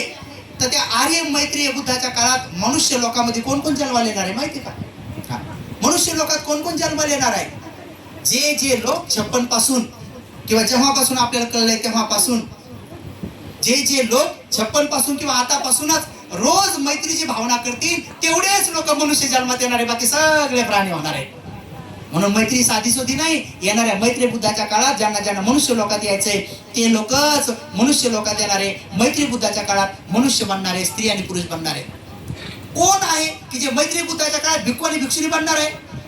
जे जे उपासक अष्टशील उपवासात पालन करणार आहेत, ज्या उपासिका अष्टशील उपवासात पालन करणार आहेत, तेवढेच भिक्खू भिक्खुनी बनणार आहेत, बाकी सगळे दुसरीकडे भटकणार आहेत. आणि म्हणून तुम्ही उपवासाला तेवढं महत्व द्या. बाबासाहेब जेव्हा बुद्ध बोलवतील, कमीत कमी त्याच्या पुढे तुम्हाला अष्टशील घेता येईल, त्याच्या पुढे बसून तुम्हाला अष्टशीलधारी बनता येईल, किंवा भिक्खू भिक्खुनी बनता येईल, उपासक उपासिका बनता येईल. ही त्यांना संधी भेटणार आहे. कोणाला संधी भेटणार आहे? जेव्हा ते भगवान महापरिनिर्वाण स्वीकारतील. जेव्हा ते महापरिनिर्वाण स्वीकारतील, त्याच्या महापरिनिर्वाणामध्ये कापसाचा जो कॉटन असतंय, त्या कॉटनने त्यांचा देह लपेटतात आणि मग सुगंधी द्रव्याचा लेप देतात, पुन्हा लपेटतात, पुन्हा सुगंधी द्रव्याचा लेप देतात. असं 500 वेळेस करतात. पुन्हा पांढरा शुभ्र कपडा आणतात, त्यांना लपेटतात, पुन्हा सुगंधी द्रव्याचा लेप देतात. ते बी 500 वेळेस करतात. कोणाकोणाला संधी मिळणार आहे? तर कापूसाचं कॉटन देण्याची संधी कोणाकोणाला मिळणार आहे? कोणाकोणाची संधी मिळणार आहे? ते सुगंधी द्रव्य देण्याची संधी कोणाकोणाला मिळणार आहे? कोणाकोणाला संधी मिळणार आहे? तो कपडा दान करायचा भगवंत महापरिनिर्वाण स्वीकारतील, तिथं हजर राहण्याची संधी कोणाला मिळणार आहे? जे जे उपासक उपासिका सध्या चिवर दान करतात, त्यांनाच ती संधी मिळणार आहे. दुसरं कोणाला संधी मिळणार नाही. जे जे लोक धूपबत्तीचं दान करतात, म्हणजे चंदनाचं दान करतात, विहारामध्ये जातात आणि शील पालन करून, अष्टशील पालन करून, जेव्हा चिवराचं दान करतात, अष्टशील पालन करून धूपदीप दान करतात, त्याच लोकांना त्या बुद्धाच्या काळामध्ये, त्या महापरिनिर्वाणामध्ये, त्या विधीमध्ये हजर राहतात आणि त्या वस्तू दान देण्यास संधी मिळते. आता विचार करा, एवढा जरी लेप धरला तर 500 वेळच जर ते सुगंधी द्रव्य लागतात, ते सुगंधी द्रव्य किती लागतील? आणि तुमचं सुगंधी द्रव्य कोणते भारी? सगळ्यात चंदन. देवता लोक त्यांच्या वस्तू घेऊन येतात. तुमचे सर्वात जास्त पोलकुते मोगरा आधी, सुगंधी मोगरा आधी, मला वाटते चिंबिली आणि आणखी तो दोघं तिघायचा, तसं 2-3चा वास येतोय. पण देवता लोकांमध्ये मंदार पुष्पाची वृष्टी होते. ते सगळे लोक घेऊन येतात आपले आपले बोट महापरिनिर्वाण टायमात. त्या तथागताचा देह शुद्ध घीनं भरलेल्या कढईत ठेवतात. आता ती कढई किती मोठी लागते? आता ती शुद्ध घीनं भरलेली जी कढई असते, ती घी कोणाला दान देण्याची संधी मिळते? जे जे लोक आता कमीत कमी पौर्णिमेच्या दिवशी भगवंताच्या पुढं विहारात जाऊन शुद्ध तुपाचा दिवा लावतात, तेवढ्यांना संधी मिळते. बाकीच्या मिळत नाही. बाकीच्या त्या गावातही येऊ देत नाही, त्याचा नंबर लागत नाही तिथं. जसं की कुशीनगरला गौतम बुद्धाचं झालं की नाही, तसं हे आर्य मैत्री बुद्ध येतील तेव्हा त्यांचं महापरिनिर्वाण जिथं होईल, तिथं तेवढ्याच लोकांना संधी मिळते. म्हणून कमीत कमी पौर्णिमेच्या दिवशी का होत नाही, भगवंता पुढं शुद्ध तुपाचा दिवा लावणं सुरू करा. हे मेणबत्त्या आता निघल्यात 50-60 वर्षे. घनसार पदितेन दीपेन तमधंसिना ती लोक दीपं संबुद्धं पूजयामि तमोनुदं. कशाचं वर्णन आहे? घनसारप दीपेन, दीपाचं वर्णन ना. तिच्यात असं आहे का? घनसारप मेणबत्तीन तमधंसिना असं आहे का वर्णन? आहे का? हे बुद्ध वचन आहे का भंते वचन आहे? बुद्ध वचन आहे ना. बुद्ध वचन आहे तर सरळ ठीक आहे. एक काळ होता आपल्या गावाच्या बाहेर होतं, काय प्यान नव्हतं, बापासाहेबाच्या पुण्याला सगळे ना. म्हणून कमीत कमी शुद्ध तुपाचा दिवा पौर्णिमेच्या दिवशी होत नाही, लावा. 4 दिवशी लावतात तर मग तो खूपच मंगल आहे. तुमच्या घरातला अज्ञान दूर होऊन जाईल, अंधकार दूर करतो, भगवंताच्या संबुद्धीचा सन्मान येतो आणि डायरेक्ट येणाऱ्या मैत्री बुद्धाच्या त्या विधीमध्ये सहभागी होण्याची उदी आहे, पुण्यवैकी. म्हणून 22 प्रतिज्ञा कटाक्षाने पालन करा आणि सद्धमाच्या मार्गावर चला. अष्टशील उपवास पालन करणं सुरू करा. विहाराकडे जाताना पांढरे शुभ्र कपडे परिधान करण्याचा प्रयत्न करा. पांढरे शुभ्र कपड्याचा तुम्हाला एक नवीन किस्सा सांगतो. पांढरे शुभ्र सगळे थायलंड, सगळे बर्मा, सगळे श्रीलंका, सगळे सफेद कपडे घालतात. सफेदच कपडे घालतात. कधी तिथे जा तुम्ही, सगळ्या महिलांच्या अंगावर सफेद कपडे नाही सारखे आहे. आपल्याकडे सफेद साड्या आहेत तर सगळ्या वेगळ्याच आहेत. म्हणजे त्या साड्यामध्ये स्पर्धा आहे आपली. आमची भारी, तुमची हलकी, आमच्या असा काठ, तुमचा तसा काठ, आमच्या याच्यावर चक्र, तुमच्या त्या कमळाचं फुल असते. तसं नको, सफेद एकदम क्लिअर सफेद. ठीक आहे ना. आता सध्या आल्यावर काय हरकत नाही, जाऊ दे. आता थोडं बदलत चाललंय. पण सफेद तिथं बसल्यानंतर कोण श्रीमंत कोण गरीब कळलंच नाही पाहिजे. एकसारख्या साड्या. श्रीलंकेत जा, ओळखूच येत नाही. बाजूलाच मंत्र्याची बायको बसेल असते, कळत बी नाही मंत्र्याची बायको बसेल असते. आपल्याकडे तर मंत्र्याची बायको तर सोडा, आपल्याकडे एखाद्या चपराशी जर झालं तसंच काय बगलात अवधारी झाले, असं चालतं. ते जसं काय त्याच्या बगलामध्ये बेंड आले तसे असं चालतं. काय बघा, तिथे मंत्री लोक झाडू मारतात. तिथं आपल्या घरी माणसं घरी झाडू मारायला तयार नाहीत. आपल्या घरी सकाळी कुठले तर बायकाला कामं सांगतात, आहे का नाही? तिथं सगळे घरदार झाडतात. भगवंत त्यागे सम्यक संबुद्ध म्हणतात. मनुस्मृती ग्रंथाचं जे पठण किंवा मनुस्मृती ग्रंथाचं जतन जर कोण असेल तर जास्तीत जास्त महिलांनीच केले. म्हणून मायमावल्यांनो तुम्ही डोक्यातून काढून टाका. तुम्ही स्त्री पुरुष भेद करू नका. आपण म्हणताना काय म्हणतो की स्त्री पुरुष भेद नाही पाहिजे. जेव्हा तुम्ही बायको बांधता कोणाची, तेव्हा तुम्हाला असं वाटतं की नवऱ्यानं भेद करू नये. पण जेव्हा तुमच्या कुठे लेकरं येतात तेव्हा तुम्हीच भेद सुरू करता. तुम्ही घरात झाडू पोरीला मारायला होता, पोराला मारायला होत नाही, हे तुम्ही सुरू करता. सांगा, झाडू कोणाला मारतायला लावतो तुम्ही? मग सुरुवात कोणी केली? भांडे कोणाला घासायला लावता तुम्ही? आणि घरातले सगळे खरकट फिरकट कोणाला काढायला लावता तुम्ही? तर मग तुम्ही सुरुवात करा की म्हणा पोरगा असो पोरगी असो दोघांना बी शिकवा. तुम्ही काय म्हणता, नाही तुला घर दुसऱ्याच घर नांदायला जायचं आहे, स्वयंपाक आला पाहिजे. पण पोराला कधी नाही म्हणत की घरी कोणीच नसेल तर वरतोड करून तू उपाशी राहशील तर तुम्ही शिक म्हणून. किंवा तुझी बायको बिमार पडेल तुला बनवावं लागेल एवढं तर म्हणून शिकवा. आपण कधी पोराला शिकवत नाही या गोष्टी. म्हणून पोरापोरीत भेद करू नका. पोराला बी झाडू मारायला शिकवा, पोरीला बी शिकवा, पोराला बी स्वयंपाक करायला शिकवा, पोरीला बी शिकवा. आणि पोराला बी भारीतले कपडे घ्या, पोरीला बी भारीतले कपडे घ्या. आणि दोघांना बी काजू बदाम खाऊ घाला. नाही तर पोराला काजू बदाम आणि पोरीला भाज्या शेंगदाणे काय गप्पा गप्पा गप्पा गप्पा हे उलट करा. अरे पोरात ताकद आली पाहिजे ना, नंतर नाथ मारायला घरातून बाहेर काढायला आहे का? मग श्रेष्ठ नाही का? ती ममत्व नाही का तिच्यामध्ये? कोरोना नाही का? मैत्री नाही का?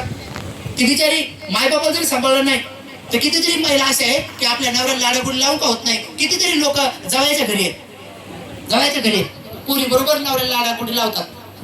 नवऱ्याला म्हणतात मी साडी बांधणार नाही, पण मायचं लय हाले, मा भाऊ तो पिऊन येतोय, म्हातारीच्या आगावर धावून आलाय, ठेवा नाव. नवरा म्हणते बरं ठेव बाबा ठेव. मी लगे 5 वर्ष साडी मागणार नाही. आणि 5 महिने झाले कधी घेता साडी? तुम्ही म्हणतो 5 वर्ष मागणार इतकंच कसं काय? म्हणून नवऱ्याला चांगली साथ द्या. पैसा जपून जपून वापरा. असलं की भसा भसा, नसलं की दाती चुकून बसा. असं जीवन जगू नका. लेकरं शाळेत चांगले टाका, इंग्लिश मिडियमच्या शाळेत टाका. लेकरांच्या फीवर भरपूर खर्च करा, ट्युशनवर भरपूर खर्च करा. तुम्ही दागदागिन्यावर कपड्याला तर जास्त खर्च करू नका. ती गोष्ट घरात असल्या नसल्या बस 2-3 साड्या असल्या भरपूर झाल्या. जास्तीत जास्त 5 साड्या असाव्या. त्याच्यापेक्षा जास्ती साड्यावरती ते पैसे जर तुमच्याकडे असते तर बँकेत टाकले असते, प्लॉट घेतला असता, शेती घेतली असती, तर जास्त सोन्यावर पैसे गुंतवू नका. सोनं नाणं थोडं बहुत असू द्या. म्हणून हे बाहेरचे दागदागिने हे मनुस्मृतीने दिले. पण कितीतरी महिला डोक्याच्या टिकलीला म्हणतात पती, डोक्याच्या टिकलीला म्हणतात पती. मग तोंड धुता धुता टिकली पलटी पाण्यात, मग पडा नवरा पाण्यात. म्हणजे निंदायला गेल्यावर तिकडे टिकली पलटी तर नवऱ्याला म्हणायचं तुम्ही पलटी नागाट येतो. नवरा म्हणते मी तुझ्या पुढे आहो तुम्ही पलटी ना कटरा. आता टिकली पलटी होती कटरा. काय काय मला आंघोळ जातात तर टिकली चिटकावतात. नवरा चिटकावला टिकली चिटकवली. म्हणून पतीला पती म्हणा, नवऱ्या नवरा म्हणा. का त्याला पती समजायचं काय घेणं तिला? काय काय महिला गळ्यातल्या मणी मंगळसूत्र म्हणतात सौभाग्याचं लेणं. काय म्हणतात सौभाग्याचं लेणं. आणि नवरा बिमार पडला. अशा जर इकडे जाऊन म्हणते बाई पैसे नाहीत व त्याला बिमार पडले येऊच नाही द्या ना, तुम्ही त्या मणी मंगळसूत्र विकणं. मन मंगळसूत्र मग जन्माचं जोडी खरा जोडी सांग ना इकडं. खरा जोडी इकडे आज काय देऊ लागा मला सांगा. कोण वाचावं, त्याला वाचवा का हे वाचवा? ऐकडे उलटच काम इकडे. म्हणून मायमावल्यांनो तुम्हाला या मनुस्मृती ग्रंथानेच फसवलं. नाक तुमचं, नाक तुमचं आणि नत्ती यायच्या नावाची, गळा तुमचा, मणिमंगळसूत्र यायच्या नावाचं, कपाळ तुमचं आणि कुकून टिकली यायच्या नावाची, भांग तुमचा, सिंदूर यायच्या नावाचा, हात तुमचे, बांगड्या यायच्या नावाच्या, पाय तुमचे, जोडवे चैनी यायच्या नावाच्या. बाप रे बाप, घर तुमचं आणि घरावर पाटी यायच्या नावाची. आणि पोटात वागवलंय 9 महिने दिवस 9 दिवस तुम्ही. हाल अपेष्टा सहन केल्या तुम्ही. आणि मृत्यू संघ झूल देऊन जन्माला आणलंय तुम्ही. अंगाचं दूध पाजून लहानचं मोठं केलंय तुम्ही. आणि शाळेत नेलंय, नाव टाकलंय त्याचं. तुमचं टाकलं नापास होईल. तो ऐकलं उलटच का म्हणले सगळं. त्याच्या नावाचं सगळं तेवढं तुमच्या जवळ आहे. तुमच्या नावाचं त्याच्याकडे काय सांगा बरं. पुरुष मंडळीकडे आहे का तुमच्या नावाचं काहीतरी? म्हणून मला असं वाटतं मी कुठे गेलो तर मी म्हणतो एक ठराव आपण पास करू की इथून पुढं ज्या महिलांच्या गळ्यात मणिमंगळसूत्र आहे, आता इथून पुढे 1 महिना पुरुष मंडळी मणिमंगळसूत्र घालतील गळ्यात महिलांच्या नावाने. पाहू बरं आपण ठराव पास करू बरं. होते का तसं पाहू बरं. 1 महिना फक्त 1च महिना. 1 महिना सोडा. तुम्ही तुमच्या नवऱ्याला लाडाबुडी लावा आणि घरात न्या. घरात आतून कडी लावायची. आणि नवऱ्याला काय म्हणायचं पती द्यावा इथं कोणी नाही. आपण दोघंच आहेत. फक्त 1च मिनिटं माझ्या नावाची टिकली लावा म्हणा घरात बरं. आता तिथं कोणी आहे का पाहायला? दोघंच आहेत का नाही? नुसतं एवढं म्हणून तर पाहा एकदा. पाहता खरी किती प्रेम येतं म्हणा. फक्त कोण मी फोटो बी नाही काढतो म्हणा. फक्त असं म्हणा की तुझ्या नावाची टिकली लावली असं म्हणा. पावर घरात किंवा असं लावरती वेग म्हणते नाही म्हणते. तुमच्या नावाचं काहीच नाही द्यायच्याकडे. तुम्ही एवढं धरून बसल्या. ऐकते अवघडच काम इकडे. म्हणून हे सगळं फसवलंय आपल्याला. म्हणून मी म्हणतो की जर कोणती बी महिला गरोदर झाली तर माणसाला बी कळलं पाहिजे. म्हणून माझं असं म्हणणं आहे की पोटातला तो गोळा बिचारा जसा जसा मोठा होईल तस तसं माणसाच्या पाठीवर दगड बांधत द्यावा. म्हणजे यायचं 1 किलो त्याच्या पाठीवर 1 किलो दगड. इकडं झालं 1.5 किलो त्याच्या पाठीवर 1.5 किलो. असं मोजून ठेवायचं. आता दर महिन्यात सोनोग्राफी जातात ना तुम्ही, तिथं कळतंय किती किलो झाले. 2 किलो यायच्या पाठीवर 2 किलो दगड. म्हणजे कळण नव्हतं कसं असतंय. आणि लोकांनी बी कळण कोणाच्या पाठीवर दगड दिसला का बाबा एक बायको गरोदर आहे म्हणजे कोणी मागे लागणार नाही दुसरी. ते डबल काम म्हणून 2 फायदे होतात आपले. ऐका नाही, एक दगड पाहिलं लोक त्यावर बाबा हे बॅरेड आहे आणि दुसरी गोष्ट याची पाहिजे गरोदर बी आहे बघा ना. जसं तिकडे बिचारा गर्भ वाढत आहे तसं दगड वाढत द्यायला पाहिजे, वजन कळलं पाहिजे याला काय काय नाही. म्हणून माय मावल्यानं ही साधी गोष्ट नाही, तुम्ही ब्रह्मातुल्य आहात. भगवान काय म्हणतात, महिला ब्रह्मातुल्य आहे, अनंत करुणा, अनंत मैत्री, अनंत मुदिता, अनंत उपेक्षा, हे ब्रह्मविहार तुमच्यामध्ये आहे. तुम्ही काय साध्या सुद्धा नाही, तुम्ही महाप्रतापी चक्रवर्ती सम्राटाला जन्म देणाऱ्या माता आहात. तुम्ही काय साध्या सुद्धा नाहीत, बोधिसत्वाला जन्म देणाऱ्या तुम्ही महाप्रतापी माता आहात. एवढंच नाही तर बुद्धाला सुद्धा जन्म देणाऱ्या तुम्हीच माता आहात. तुमची परिशुद्ध कोक आहे त्या सगळ्या भारतातच जन्मतात, जम्बूद्वीपातच जन्मतात. म्हणून भारत हा महान आहे आणि म्हणून तो भारत हा श्रेष्ठ आहे. आणि ज्या महिला अष्टशील उपवास पालन करतात त्याच आता तयारीला लागलेल्या आहेत. अष्टशील उपवास पालन करणाऱ्या महिला आपल्या कोक शुद्ध बनवत जातात. आणि जेव्हा बोधिसत्वाला शेवटचा जन्म घ्यायचा असतो तेव्हा ते तुषित देवलापासून पाहतात की कोण माझी आई होईल. तेव्हा त्यांना आई ही अष्टशील उपवासाने कोक शुद्ध केलेली असली पाहिजे. मागच्या 7 जन्मापासून कमीत कमी ते पती पत्नी एकनिष्ठ पाहिजे. तिलाच आई म्हणून पसंत करतात, त्यालाच बाप म्हणून पसंत करतात. राजा शुद्धधन महामाया, इकडे भीमायन रामजी बाबा दिसले, बाकी उठकी सुट कोणी नाही. तुम्हाला काय वाटतं की बोधिसत्व त्या महिलाला पसंत करतात का जी नळावर भांडत बसते, नळावर भांडकुदळ किंवा बोट मोडणारी अशी पाहू बरं आज काही होईचा जीव जाईल नाही महाजीव जाईल असे म्हणणारी लोक दिसत होती. या पोटी येणार आहे काय भांडकुदळ, भांडकुदळच्या पोटी भांडकुदळ लोक जन्माला येतात. काय करे असे भांडकुदळ लेकर जन्माला आणण्यापेक्षा असे चांगले सज्जन बिज्जन. आता बघा भतीची काही भांडण करतात का कुठं, आता लहान लहान कधी करत असते समजा, आहे का छोटी भतीला कळत नाही म्हणून. पण मोठाली भतीची बघा, मोठ्या भती सगळे प्रेमानच राहतात, आपुलकीन राहतात. बघा वेगवेगळ्या मायचे लेकर पण बुद्ध पिता आणि बुद्ध माता झाली की ते प्रेमानं राहतात. कन्याबुद्धी भतीजीने आम्ही सगळे एकदम भावासारखे राहतो. आणि जन्मात बी भाऊ राहिला असेल म्हणून आमच्या छोट्या मोठ्या गोष्टी पटकन पटतात, पटकन आम्हाला एकमेकांची गोष्टी आवडतात. आणि ज्याच्या वाट्यावर जे पुण्याचं काम आले एकमेकाला मदत केली पाहिजे. उलट तर आपण आभार मानले पाहिजे. तुम्ही दान देऊन कधी मनात आणू नका की तुम्ही पन्याबुद्धी भंतीचे उपकार करता किंवा दमशक भंतीचे उपकार करता किंवा गंडक्षित भंतीचे उपकार करता. नाही, धम्म तुमच्यावर उपकार करतो. उलट ज्या भंतीने आपलं दान स्वीकारलं त्यांचेच आपण आभार मानले पाहिजे. म्हणून मी म्हणतो पन्याबुद्धी भंतीजीने माझं दान स्वीकारलं, मीच त्यांचे आभार मानतो की या पुण्य कामात त्यांनी मला सहभागी करून घेतलं. आपण आभार मानले पाहिजे. दान देताना ही भावना, ही चेतना असली पाहिजे. या टाळूवर असं मुंग्या आल्या पाहिजे, नाही तर श्वास काढला पाहिजे देता तरच ते दान फलदायी होतंय. नसता अहंकार वाढतोय, गर्व वाढतोय. दान दिल्याने गर्व वाढतो, अहंकार वाढतो अनेक लोकांचा.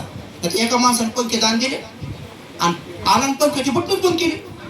भंतीजी वाटलं काय झालं बा, म्हणजे काय झालं म्हणजे त्याच्यावर माझं नाव लिहिलेलं आहे, तो वाचता येईल म्हणून लोकांना पंखे फिरल्यावर.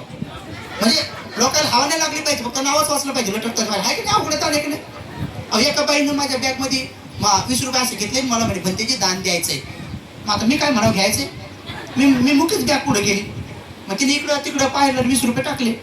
थोड्या टायमात पाहिलं तर तिकडं नवरा दिसला. म्हणजे या नाव इकडं फोटो काढायचा होता ना म्हणे. त्या नवऱ्याला पुन्हा धरून आणलं. मला म्हणे भंतीजी कुठे आमचे 20 रुपये. आता म्हणलं तुमचे 20 रुपये पाहा बॅग मध्ये. त्या 20 रुपये बाजूला गेले, दुसरेच 500 रुपये धरून ते फोटो काढा असा फोटो काढायचं. आहे का नाही, ठीक आहे. आता म्हणून आपल्याकडे अजून सुधारणा भरपूर व्हायची गोष्ट आहे. एका लग्नात गेलो, आता मग नवीन किस्से सांगितलेले कठीणच आहे. एका लग्नात गेलो, तिथं 3 घंटे झालं कोणीच नाही. आणि 3 घंट्याने एक पेलेला माणूस आला आणि मला म्हणे भंतीजी लवकर आटपा. म्हणून काय आटपा, आता नवरती नवरी रे मला म्हणलं लवकर आटपा. अरे म्हणलं काय पिसा माणूस आहे का, म्हणलं काय आटपाव, म्हणलं लग्न लावा कोणाच लावा, म्हणलं इथं नवरदेवच नाही नवरी नाही. म्हणजे काय म्हणा हेच कळत नाही. लवकर आटपा म्हणजे नवरदेव नाही नवरी नाही. गेले नवरदेव नवरी तिकडे नाचायला. बरं आलेच आले तिकडं, नवरदेव नवरी आले. दरवाज्यात आल्याबरोबर ते पळत आला माझ्याकडे पेलेलाच. आणि मला म्हणे भंतीजी नवरदेव नवरी आले. म्हणलं मग काय करू, तर म्हणे गाणं म्हणा ते बहारो बोलवा. म्हणून मी म्हणू आज जर आम्ही हे गाणं म्हणलं उद्या तुम्ही आम्हाला नाचतच आम्हाला. म्हणजे अजून लोकांना काही कळत नाही. बर आले ते नवरदेव नवरी स्टेजवर, पोरगो डॉक्टर पोरगी डॉक्टरी. आता मला सांगा सोयरीकीला बसल्यानंतर तुम्ही सगळं बोलता, साड्या किती घेसान, कपडे किती घेसान, हे कसं घेसान, आमच्या घरात म्हातारा माणूस आहे हे ते सगळं बोलता. पण आजपर्यंत तुम्ही कधी बसले का, असं म्हणले का की आमच्याकडे 5 भंतीची बी आहे किंवा चिवर द्यावा लागेल. सुरुवात तिथून करा सुरुवात. तुम्ही लग्नाला बसले सोयरीकीला तर पहिलेच म्हणा की लग्नात 5 भंतीजी लागतील तर तुम्हाला 5 चिवरे घ्यावं लागतील. नाही तर कमीत कमी 1 तर सुरुवात करा. 5 म्हणजे लई जास्त झालं, कोण म्हणते मग लई झालं जास्त, 5 1 तर सुरू करा. अरे तुम्ही 5 5 10 20 50 साड्या वाटतं, पण साधे 1 चिवळ होत नाही आपल्याकडून. 2000 लोकांना जेव घालतो पण 11-12च्या आत एका भंतीजीला भोजनाची व्यवस्था नसते आपल्या लग्नात. कसा धम्म पुढे जाईल. मग अजून आपल्याला बारीक गोष्टी माहित नाही. पोरग डॉक्टर पोरगी डॉक्टरी आले स्टेजवर. आता मला सांगा स्टेजवर भगवान बुद्धाच्या पुढे मेणबत्ती लावायला, अगरबत्ती लावायला 1 वाटी आणावं, 2 वाटी आणावं, 1 ग्लास आणावं, ते सगळं त्यांनी करावं का नाही. स्टेजवर आल्यानंतर मग नंतर नवरदेव नवरी मला म्हणे भंतीजी मेणबत्ती कुठं लावू? म्हणलं इथं लावा. जागा चोपडी आहे म्हणलं, नेमकंच मुंडन केलं. लाव म्हणजे असं आग्या लाव म्हणलं ते असं भेलं डचकलंच लिहा. खरंच मुंडन केलं होतं, चांगलं चमकू लागलं होतं म्हणलं, त्याच चिटकून इथं मी असाच बसतो म्हणलं लावा. आणि अगरबत्त्या दोन्ही कानात टोचा म्हणलं माझ्या. आमची फुलं एखादी नाकात टोचा म्हणलं, तोंड राहिलं पाहिजे का म्हणायला शिल्लक बोललं ते असं ओ बत्तीचे काय बघ. अरे मग तुम्हाला कळायला पाहिजे इथं काय ठेवा काय आता सांगा हे कोण करावं, हे कोण शिकाव. म्हणून रामनेर शिकले की भविष्यामध्ये जर टिकले त्यांचं मंगलच मंगल होईल. आणि यदा कदाचित ग्रस्त जीवनाकडे जर तुमचा पारमिता कमी पडल्या तर गेले तरी श्रेष्ठ पती, श्रेष्ठ भाऊ, श्रेष्ठ पुत्र आणि श्रेष्ठ गणगोत्र, श्रेष्ठ मित्र बनतील माहिती का. त्यामुळे जीवनामध्ये लेकरं पाठवा. आणि महाराष्ट्रात मला असं वाटतं दुसरं तिसरं सुंदरचं असं ठिकाण आहे आपल्या मुळाच्या नंतर की जिथं प्रशिक्षण केंद्र उभं राहिले. म्हणून शेवटी तुम्हाला 2 उदाहरणं सांगणार आहे, 5 मिनिटात प्रवचन समाप्त करणार आहे. एकाग्र चित्ताने ऐका की जीवनाची क्रिया कशी कशी असते. म्हणून गर्भवती महिलांनी बाळ गर्भात आल्याबरोबर तिथूनच विधी सुरू करा. गर्भ बाळ पोटात येण्याच्या अगोदर 6 महिने अगोदर सुरुवात करा. ज्यांना असं वाटतं की आपल्याला आता बाळ पाहिजे तर त्या दोघा मुला मुलींनी नेहमी लेण्याला भेटी द्या, दीक्षाभूमीला भेट द्या, चैत्यभूमीला भेट द्या, जवळ आसपासच्या विहारात भेट द्या, रविवारी जाऊन भतीजीकडे शील घ्या, अष्टशील उपसत घ्या, डब्यामध्ये दान टाकणं सुरू करा. 6-7 महिने असं करा की जेणेकरून तुमच्या RNA DNA पर्यंत हाटी मासापर्यंत तुमच्या जीवनामध्ये धम्म रुजला पाहिजे. आणि मग पती पत्नीच्या पोटी देवता लोकातून ते सत्व येते. आणि मग ते बाळ बघा किती सुंदर बनते. आणि मग 3 महिन्याचा गर्भ झाला की लगेच संस्कार सुरू करा. तिसऱ्याच महिन्यात मोठा कार्यक्रम घ्या, 15 शुभ्र कपडे करून भोजन आधी द्या. आणि 3रा महिना, 4था महिना, 5वा महिना, 6वा महिना, 7वा महिना, 8वा, 9वा असे टोटल 7 महिने विधी करायचे असतील. 7व्या महिने नाही, आपल्याकडे डायरेक्ट 7व्या महिन्यात वटी भरा हे बघ 7व्या महिने. 7व्या महिने तर लेकरू तयार झाले, रेडी झाले. आता काय करता? 7व्या महिन्यात लेकरं जन्मतात ना, काही 9 महिने 9 दिवसांत जन्मतात, काही 7व्या महिन्यात ते जन्माला येतात. लई फास्ट येतात ते, लई गडबड असते. इकडे क्रिकेटच्या मॅच मध्ये जाते का काय 7 मध्ये येतात काही लवकर असेल. म्हणून 7 मध्ये संस्कार महत्वाचे नाही. 7व्या महिने बी तुम्हाला मोठा उत्सव करायचा तर करा, पण 3ऱ्यापासून सुरू करा. याला म्हणतात गर्भ सुरक्षा विधी, पुढे म्हणतात गर्भ संस्कार विधी.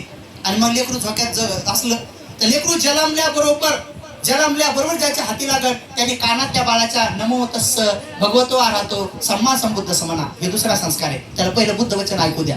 जेव्हा त्याला दिसन तेव्हा बुद्धाचा फोटो दाखवा. पण आपल्या महिला तसं करत नाही. एका बाईनं मला नेलं म्हणे भंतीजी पोराचं नाव ठेवायचंय म्हणे. म्हणलं बरं बा. आणि तिथे एक बाई बनवली माझ्या अगोदर कान फुकायला. आणि ते लेकरू दिलं त्या बाईजवळ. आणि त्या बाईनं माझ्या समोर त्या लेकराचे कान फुकले. कसे फुकले माहितीये का? म्हणे कान्या कुर आणि म्हशी गेल्या दूर काय कान फुकले. म्हणजे कान्या काय म्हशीकडे जाय. मी लगेच ते पोरग माझ्याजवळ घेतलं आणि मी म्हटलं या बाईचा मंत्र निघून जाय. मी म्हणलं या बाईचं म्हणलं तुम्ही काय डिग्री आणली काय म्हणलं, कान फुकायची डिग्री कुठून आणली म्हणलं. आता बघा कशाला कान्या खाव, शाळेत पुढे जावं मग कान्या कुर म्हशी गेल्या दूर गेल्या दूर म्हशी आपल्याला काय करायचं. तर मी म्हणलं की मी नंतर त्या पोराच्या कानात मंत्र म्हणलं या बाईचा मंत्र निघून जाय आणि माझा मंत्र डायरेक्ट हृदयातच जाय म्हणलं. मला म्हणलं तू कान्या नको खाऊ, तू चांगले पेढे खाय, इलायतेला जाय, पेढे खाय, अमेरिकेला जाय, पेढे खाय, तू पार्लमेंटमध्ये बी जाय, पेढे खाय, तू पार्लमेंटमध्ये बी जाय. तेव्हा मग म्हटलं मग कशाला त्या घुगऱ्या वाटायच्या, कशाला ते संस्कार करायचे आपल्या तसे. तर ते हिंदू धर्मात संस्कार सोडून द्या. झोका देताना सुद्धा गाथा म्हणा, वंदना म्हणा, वाटलंच ते एखादं गाणं म्हणा. मग गाणं म्हणायचं त्रिसरणाची पंचशिलेची ऋणीच राहील धरणे सदा झोप माझ्या तानुल्या ऐका ना. इति पिसो भगवा आरहं उठ माझ्या सोनुल्या स्वाखातो भगवता धम्मो झोप माझ्या पिलुल्या असं म्हणून झोके द्या. पण आता नवीन पोरी तसं नाही करत. आणि जुन्या महिला तर अजूनच काम आहे तिथं गाथा नव्हत्या म्हणत. ते पोरं झोक्यात म्हणतात हाड कुत्रे का माणसाचं लेकरून तर हाड म्हणतात काम करून. ते एका बाईने तर माझ्या समोर गाणं म्हणून हाडगाव कुत्री बाळंडी धर आमच्या बाळाची टंगवडी. कुत्र्याला काऊन टाकले धरायला होतं म्हणलं एका कुत्रे हाडच म्हणतात काम करून. आता नवीन पोरी हाड म्हणतात पण त्या गाणं म्हणतात मेरा पिया घर याने पाय गाणे. अरे गाणे कसे म्हणा कोणते म्हणा हे लोकांना कळत नाही. अच्छा म्हातारे लोक गाण्यावर नाचत होते. म्हातारे लोक गाणं होतं धनगरवाड्याचा घुसला देव धनगरवाड्याचा घुसला. आता लय चांगलं काम केलं देव. आणि बानूच्या नादाचा फसला म्हणलं बाबा काय भारी तरी मारलं. त्याच्या पुढे मी लिहिलं की धनगरवाड्याचा घुसला तर धनगरीने काऊन नाही धरून घुसला चांगला. काय तुला आमचाच वाडा कसं काय दिसला. संध्याकाळी आल्याबरोबर धनगरीने काऊन नाही धरून चपला चांगला. कसे गाणे म्हणतात लोक. असे गाणे म्हणावं का असे उलटे तिलटे कसे गाणे म्हणावं चांगले आहे का. तो अजब कधी देशात ना उलट तिलट झाले. जुनं गाणं होतं बाबा माझ्या लग्नाची हो आई माझ्या लग्नाची ग का तुलाच पडली घाई पाटी पेन्शन नाही मला माझं वय काय झालंच नाही. म्हणजे शिकायचे पोरीला ते गाणं गेलं बाजूला आणि आता नवीन गाणं आपल्या माथी मारलंय. कोणतं? मला लगीन करावं पाहिजे. पाय गाणं. मला नोकरी करावं पाहिजे असं नाही, मला लगीन करावं पाहिजे. आणि ती साबत तो कसा पण न दिसत, त्याच्या नाकातला शेपूट बाहेर आलेला असं, पण मला लगीन करावं पाहिजे. पाय गाणे. आता असे गाणे म्हणलं किती अवघड काम, किती डेंजर समस्या आहे. म्हणून आपण अशा गाण्याच्या नादी लागू नये. काय गाणं होतं ते जुनं गाणं. अहो त्या गाण्याचा अर्थ कसा, किती सुंदर. गाणं जर म्हणा वाटलं चांगलं म्हणायचं, काय हरकत आहे. जुनं गाणं होतं. तुम तुम ताऱ्यावरलं ते ढोलकी टुमकी नव्हते असे तुम तुम तुम तुम तुम तुम तुम टुडुम ठुम असं ते नव्हतं असं झांग चुक चुक चुक झांग चुक चुक चुक चिपळूण. अरे ऐक मानव भाई, तू म्हणशील पैसा अडका, तो इथेच राहतो सडका, आणि तू मेल्यावर तुझ्या बरोबर चाराण्याचा मडका. ऐक मानव भाई, झक चुक चुक चुक झक चुक चुक चुक असं सगळे एक साथ वाजत होते ते लोक. तुम तुम तुम तुम तुम तुम तुम तुम तुम तुम. ऐक मानव भाई, ऐक मानव भाई, तू म्हणशील बायका पोर, तू म्हणशील बायका पोर, ते तुझ्या मागचे चोर, ते तुझ्या मागचे चोर, आणि तू मेल्यावर तुझं घर हे गावाच्या बाहेर. झकचुक चुक चुक झकचुक चुक चुक टुडुम टुडुम टुम ढिंग चिक चिक चिक ढिंग चिक चिक चिक टम टुम टम टुम टुडुम टुडुम टुम. ऐक मानव भाई, ऐक मानव भाई. मला सांगा ऑर्केस्ट्रा लावायची काय गरज आहे? लोक गायन पाठ काय करायचे का? अरे एकदा का भगवान बुद्धाचा धम्म सुरू झाला तर तुम्हाला तर कीर्तन ऐकायचं, कीर्तन म्हणजे भारी बरोबर. पुढच्या वेळेस आलो तुम्हाला कीर्तनच सांगतो.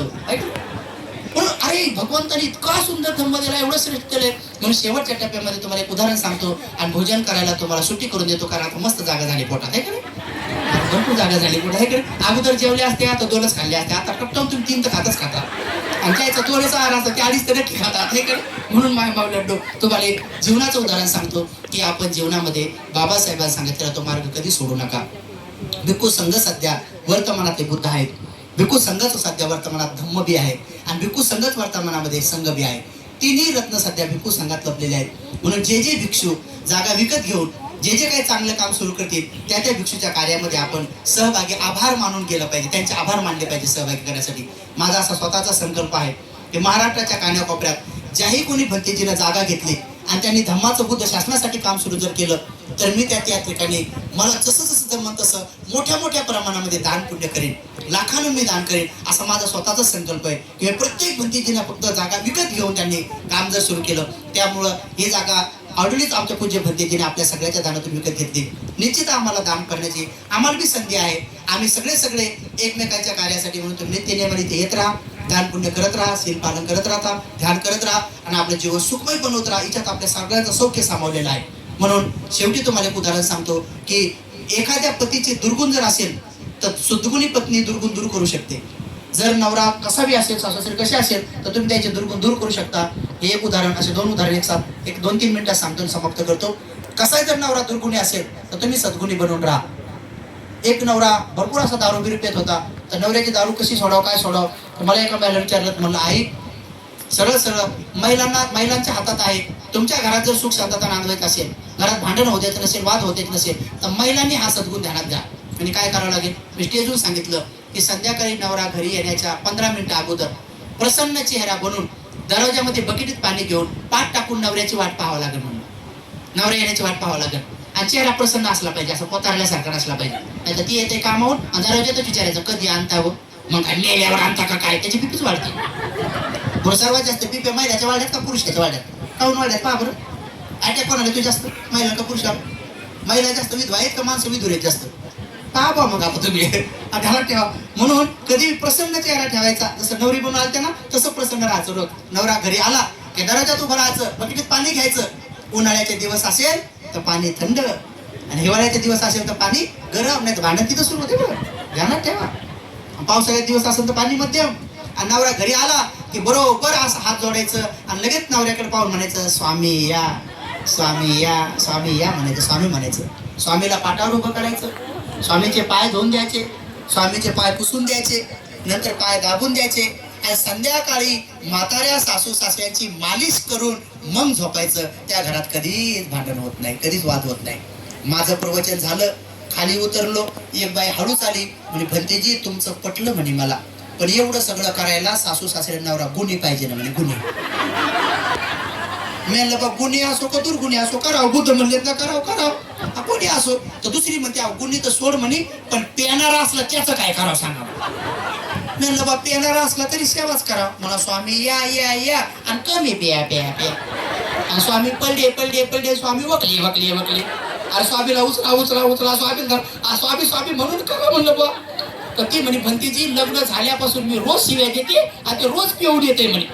माहेरून जेवढे शिव्या शिकून आले होते सगळे देऊन झालेत म्हणे. कोण्या गावाला जाते 2-3 शिव्या शिकून येते यायलाच येते म्हणे. तुम्ही म्हणता पाय धुवा, पण पाते करून भेटा उद्या काय करते नवऱ्याचे पायच धुते आणि नवऱ्याला माहितच नाही घरी काय होणार आहे. पण ऐकलं त्या बिचारीने माझं, तिनं माझं ऐकलं आणि खरंच तिनं बकेटीत पाणी घेतलं आणि नवरा आला पिऊन भांगडा खेळत त्याला माहितच नाही घरी काय प्रयोग होणार आहे. आणि ते जसं दरवाज्यात आलं तर आल्याबरोबर असे हात जोडले म्हणे स्वामी या असं म्हणल्यावर ते चिंग पडूनच गेलं. ते असं पळालं त्याला वाटलं दुसऱ्याच घरी आलो का काय करू, कारण आपल्या घरी ते शिवाय भेटते ते स्वामी कोण म्हणलं ते असं पळालं. बायको कडे अरे धरा काय सांगा की आपलंच घरी त्याला कुठं धरून आणलं. बरं धरून आणलं आणि त्याचे पाय धुतले त्याचे उतरूनच गेले. ते असं पाहू लागलं काऊन 2 दिवस पाय धुऊ दिले. तिसऱ्या दिवशी निम्म्या रात्री उठलं आणि हळूच पोराला उठवलं. म्हणे बाबू 2-3 दिवसापासून माझे पाय धुणं पिणं लय सोय चालली, तर डॉक्टरनं मला मरायचा डिरोप दिला का काय म्हणते. असं केलं नाही गेलं ते असं गेलं तर म्हटलं बरतो का काय. मग ती पोरगं म्हणे पप्पा तुम्ही मरत नाही. ते औरंगाबादची एक भक्ती घेतला त्यांनी मम्मीला सांगितलं असं करायचं. त्याच्या लक्षात आलं हे दारू प्यायल्यामुळे सांगितलं असं. त्याने दिली दारू सोडून आणि मग ते घरी नीट येऊ लागलं. त्याला माहीत पडले माझी बायको वाट पाहती बाबा लवकर घरी चला. मग ती मित्रांनो म्हणे मी नाही दारू प्यायला. आता त्या आईचा मला फोन आला 6-7 महिन्यापूर्वी भंतेजी आपला प्रयोग सक्सेस झाला, माझ्या नवऱ्यानं दारू सोडली, माझं पत्राचं घर झालं आणि बँकेत माझे 10,000 रुपये दाखवू का म्हणे. म्हणून नका दाखवू, राहू दे तुमचं. हा दुर्गुणी पतीचे दुर्गुण सद्गुणी पत्नीनं नष्ट केले. करता येतात की नाही. म्हणून माय माऊलीवर तुमच्यात ते बल आहे. पण मी एक माऊली अशी पाहिली, शेवटचं उदाहरण आहे. मी एक माऊली अशी पाहिली ती नवऱ्याला रोजच भांडायची. नवऱ्याला रोज भांडायची भांडू घेतलं आणि एक दिवस नवरा गेला म्हणून. आता मला सांगा नवरा मेल्यावर नवऱ्याला भांडाव का. मेल्यावर जिवंत होतं भांडलं, पण मेल्यावर बी भांडण सुरूच. सगळं गाव आले रडायला आणि मड्याजवळ स्वतः तिथून बसली आणि आम्हा भंतीजीला बी बोलवलंय, खुर्च्या टाकल्यात आम्हाला. आणि मड्याजवळ बसून रडता भांडण सुरू. बसली मड्याजवळ आणि पोरी आलेत म्हणे पोरी हो तुमचा बाप गोळ्या वेळेवर घेत नव्हता ना, आणि ज्या गावाला जाऊ नको म्हणलं त्याच गावाला गेला ना, आणि आता वर तोंड करून मेला. मी म्हणलं आई तुम्ही रडू लागला का भांडू लागला, काय काय करू लागल्या म्हणलं. जीवनभर तर भांडल्या पण आता बेल्यावर मी भांडू लागल्या. बरं त्याला भांडल्या मग आल्या नंदा. त्या नंदाला दरवाजातच पाहिलं आणि पाहिल्याबरोबर म्हणे आता आल्या का. जेव्हा भावाला गरज होती तेव्हा नाही आल्यावर, आता काय कापूस याचा तर होत्या का, आणि पैशाच्या गड्ड्या मोजत होत्या ना.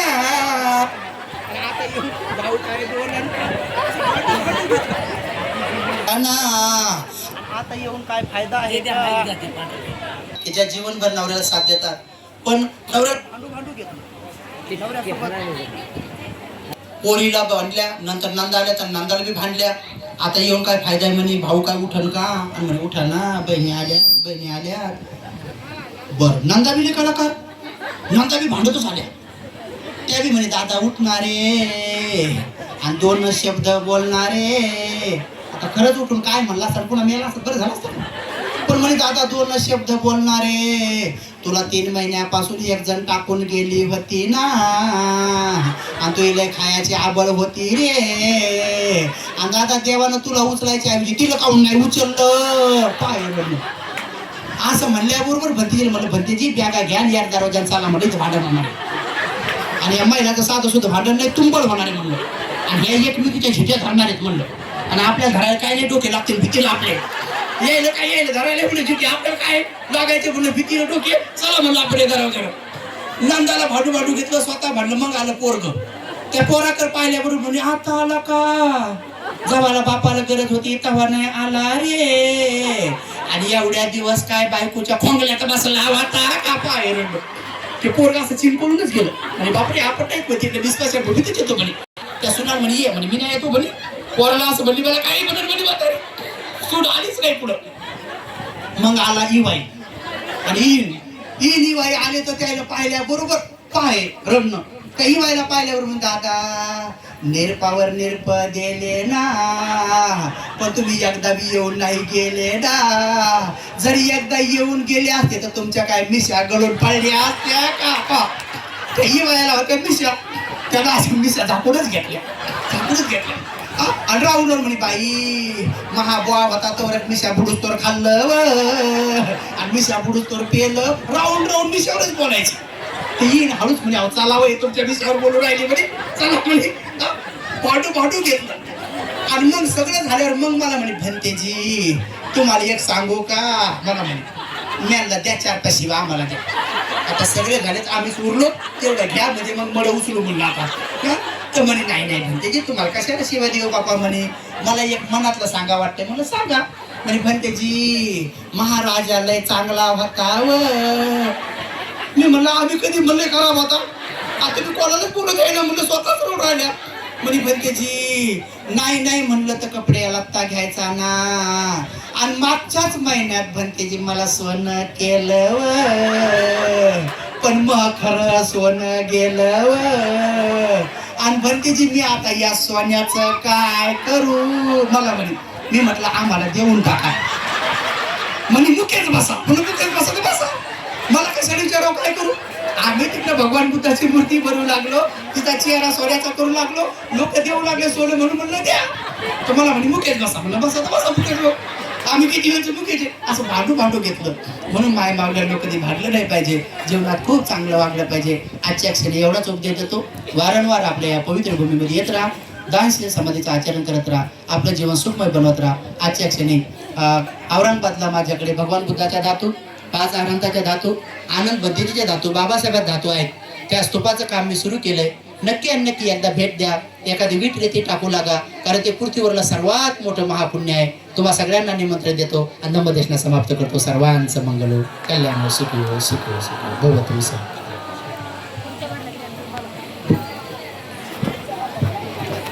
मन साधू